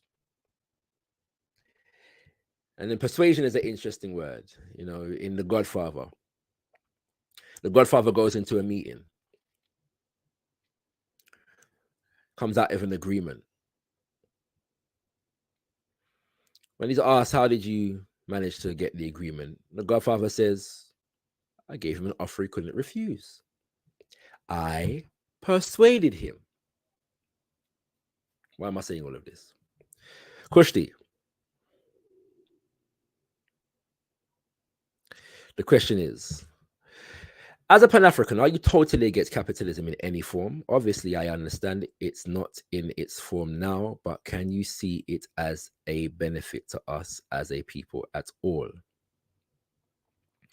My position is that capitalism is not and should not be our goal. My position is also that we live in a capitalist society. And so therefore, we have to find ways of operating within that society according to our collective interest. My position is that even if you're studying capitalism from the perspective of the development of European society, Marx and so on and so forth, even people who are anti-capitalist recognize that capitalism has its virtue, so to speak. Maybe virtues is the wrong word. Its positive impact. Yeah. This often doesn't feature in popular conversations by people who are hitmen for capitalism, so to speak, and people who are really interested in defending Western civilization more than anything else. They keep the conversation at a very infantile level. So you can only have infantile conversations. Yeah. But when you go beyond that and study the people that were definers of anti-capitalist theory and thought, you recognize that they understand that there are certain things that capitalism did that had a positive impact upon certain things. Yeah. One of them might be, for example, as far as Marx saw it, was under the capitalist system, it improved people's capacity, or corporations' capacity, or capitalist capacity to produce. Yes. Products. Okay. Very few people would necessarily disagree with that. Yeah.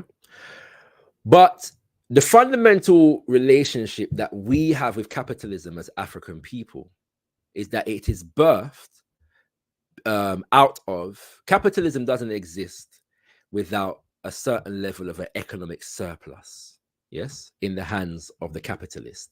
The capitalist being those who own factories, yeah, land, means of production in general. Okay. And on that point, slavery is not an economic system. Slavery is a mode of production. Okay. So when people try to negate the idea that slavery has a relationship to capitalism, slavery is not an economic system. It is a mode of production within an economic system. Okay. So to the extent that a significant amount of the surplus that went into sustaining and maintaining capitalism as an economic system was derived from the enslavement and colonization of Africa, African people, African land, etc., etc., etc. We have to see capitalism in accordance with our relationship to and with it, based upon that reality. That's one point. My second point is that capitalism is a economic system that is based upon the private ownership of means of production. Yes, i.e., individuals. Indigenously, as a people, our cultures are inherently collectivist in nature. Our condition as it stands right now demands that we privilege our collective development as a group over and above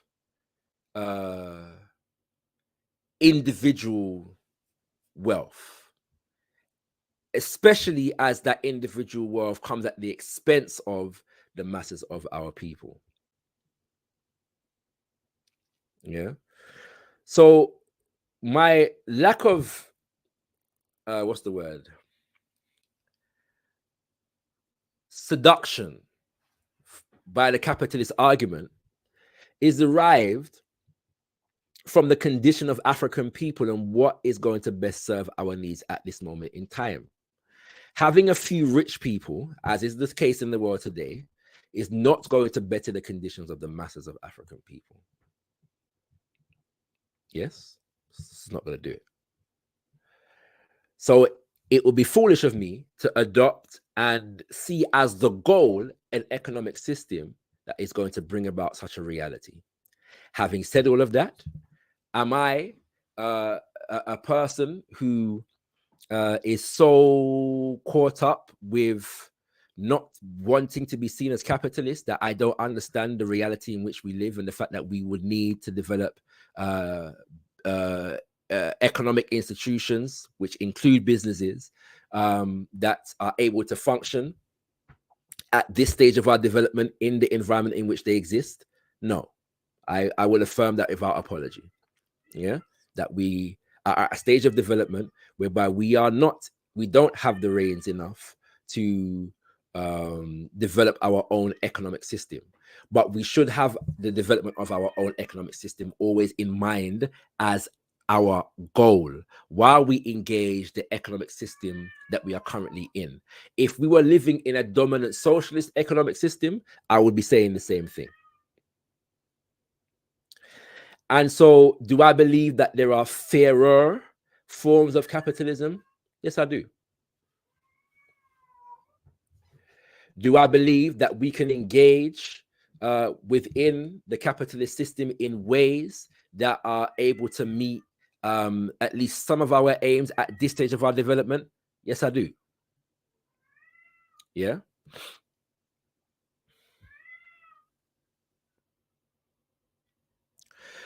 But do I also believe that the global economy is a capitalist one, and that the extent to which we are underdeveloped at the moment is to a significant degree due to the fact that we have accepted the dictates of capitalist governments and institutions at our own expense? Yes, I do. Yeah.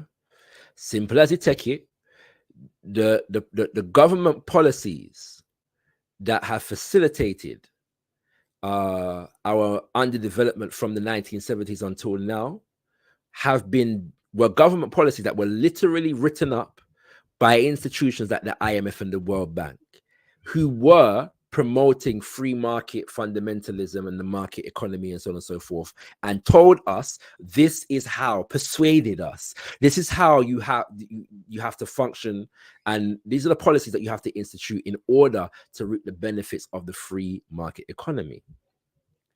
None of it has worked, brothers and sisters. We have 40, 50, 60 years of evidence for this fact. Yeah. And so we have to be aware of that, brothers and sisters. We have to be aware of all of these things. And I am fundamentally collectivist in my social, political, and therefore economic approach. Yeah. And I hope that answers your question. I'm sure that we're going to have to get more into that in more depth as and where things go. Oh, I should also say, as far as private property, because that's another issue in terms of capitalism, I'm not a private property absolutist in the sense of them that, well, let's say at the moment, I am not a private property absolutist in the sense of the fact that I believe in the complete abolition of private property. I believe, however, that the basic economy of a people, or us as African people, must be collective, that our primary wealth, let's say, should be collective in our own interest. Yeah. And I also believe that it is fundamentally immoral for people within a nation to have billions at their expense, whilst there are millions in the nation who are experiencing extreme poverty and starvation. That is an abhorrent and unjustifiable reality as far as I'm concerned. Yeah. And one that can only come about when there is exploitation in the picture. All right. So I hope that answers your question, Kushti. And I'm sure we'll have further conversation around these matters. Let me big up the people that are watching via Twitter. Yeah, I haven't big up again, but I've neglected to share the Twitter. I mean, to check the Twitter. So I don't even know if you've been commenting, brothers and sisters. But big up yourself. Yeah, I've tried something new today as far as the Twitter is concerned. So hoping that you've enjoyed the viewing from Twitter experience, all of you. I'll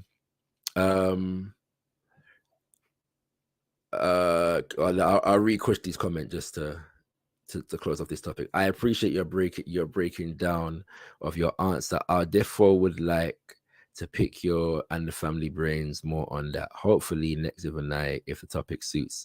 Give thanks, bro. Yep, no problem, Kushti. And this is the point, right? So I don't mind having these conversations. I just like to engage them intelligently. That's what I'm saying. And so when the agenda is defending Western imperialism, the conversation tends not to be intelligent. Yeah, it tends not to be engaged intelligently. And I've seen enough economic debate to know when one is serious and when one is not, from both sides. Yeah, there are people who are anti-capitalist who are able to engage intelligently on the matter, and there are people who are pro-capitalist who are able to engage intelligently on the matter.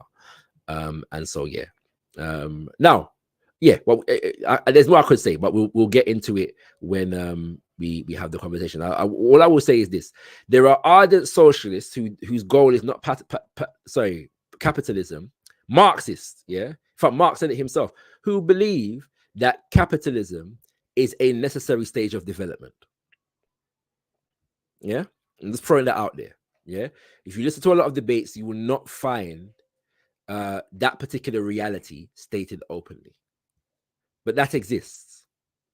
There are those who disagree with that, and there are those who agree with it. the point I'm making is that the conversation is often more nuanced than most people would like to engage. Yeah. And so we have to do it more intelligently. All right. All right. Give thanks, Kushti. Always love your energies. Yeah. And your vibrations. You know what I'm saying? Another day we'll get into we're approaching the month of Messiah, brothers and sisters. So we'll deal with many Garvey topics and give people a more in-depth understanding of Garveyism at that point. And during that month, brothers and sisters. In fact, I should also let brothers and sisters know that in the month of June, a presentation will be dropped on scientific Garveyism. And we're going to be hosting a question and answer after that. Yeah, so do stay tuned for more information. Tomorrow, brothers and sisters, tomorrow, we want to let you know that we are hosting Ambassador David Commission in our We Stand With IET series. We're going to be discussing Haiti's relationship with CARICOM and CARICOM's relationship with IET. Following our ambassador, we're going to have Brother Jafrik IET, Sister Kabuma Keru, and Brother Lida Mbandaka analyzing the CARICOM situation. That's tomorrow, brothers and sisters. So do come through. That's 10 p.m. BST, British Summertime, and 5 p.m. EST. On Sunday, this coming Sunday, the 28th of April, we are hosting Mama Ezili Danto, more Haiti vibrations, and we're going to be getting into the dominating corporations and institutions in Haiti over the past 20 years. We're going to be getting deep into all of that, brothers and sisters, to inform you as to Wagwan. On the 1st of May, Race in the Hands of White Power Since the Holocaust, Elder Cecil Gutsmore is going to open Africa Liberation Day month for us, brothers and sisters, and we have more coming in that month. I'm actually preparing a conversation on Pan-Africanism and STEM, yeah, at the moment, yeah. So we're going to be having that, a discussion about Pan-African development and science, technology, engineering, and mathematics. So do stay tuned for that. Yes, brothers and sisters, and more to come on that as well. I'm not going to expose everything that we're going to have next month in terms of our Africa Liberation Day programming, but do stay tuned for more information. And I also want to let you know next week we're gonna engage Ghana, Democracy Under Fire. And then this Friday coming, All Eyes on Africa with Sam P.K. Collins, and we're going to be looking at Ghana-Italy relations. Yeah, that will be released this coming Friday, 9 a.m. Yeah, 9 a.m. UK time.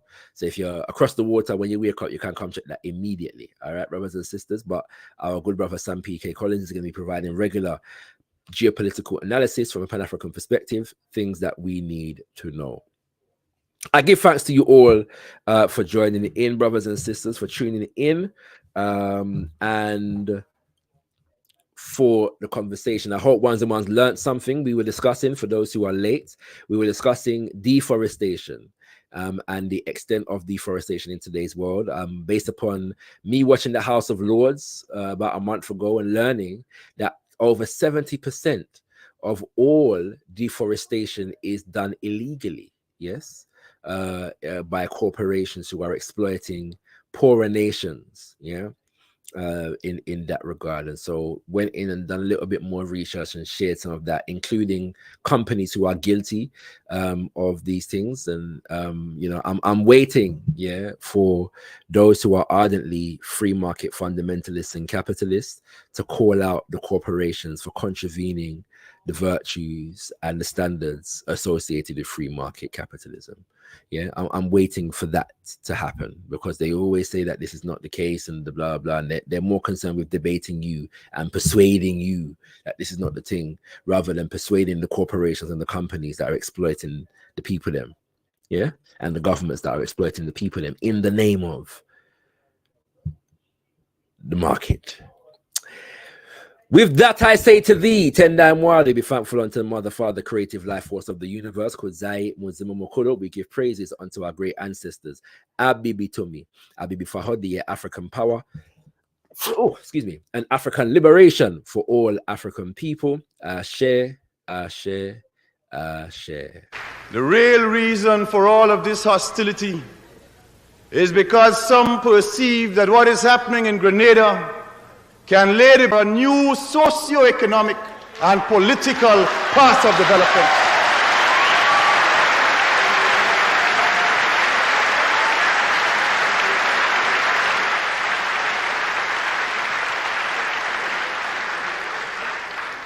They give all kinds of reasons and excuses, some of them credible, some utter rubbish.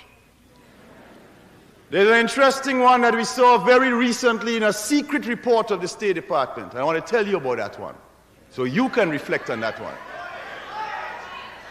That secret report made this point, that Grenada is different to Cuba and Nicaragua, and the Grenada Revolution is in one sense even worse, I'm using their language, than the Cuban and Nicaraguan revolutions, because the people of Grenada and the leadership of Grenada speaks English and therefore can communicate directly to the people of the United States.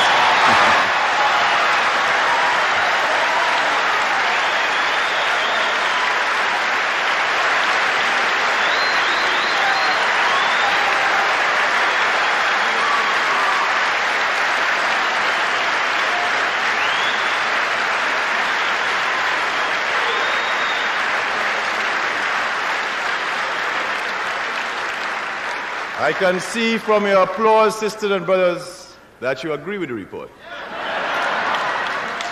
But I want to tell you what that same report also said, and said that also made us very dangerous. And that is that the people of Grenada and the leadership of Grenada are predominantly black.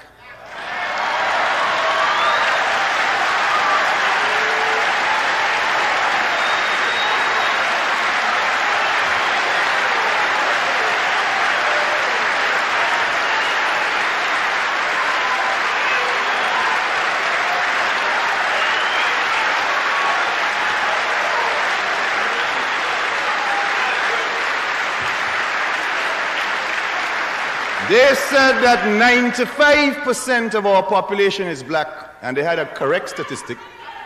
And if we have 95% of predominantly African origin in our country, then we can have a dangerous appeal to 30 million black people in the United States.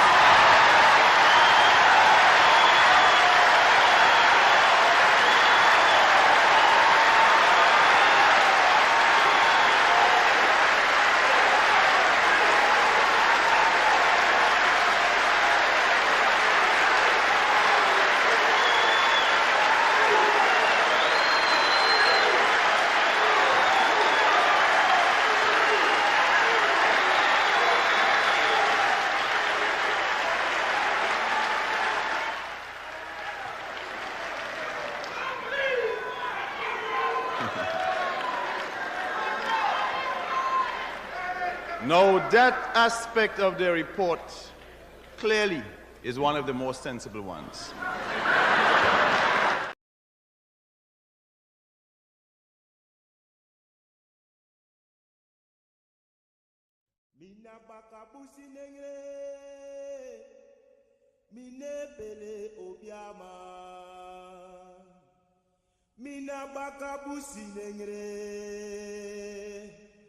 Mefele sama mina bakabusi negre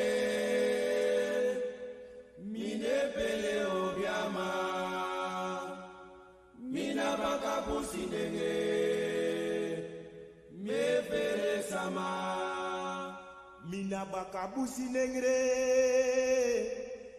mine pele obiama mina bakabusi nengre mefele sama mina bakabusi nengre mine pele obiama mina bakabusi nengre mefele sama mina bakabusi nengre mine pele obiama mina bakabusi nengre mefele sama Kabuzine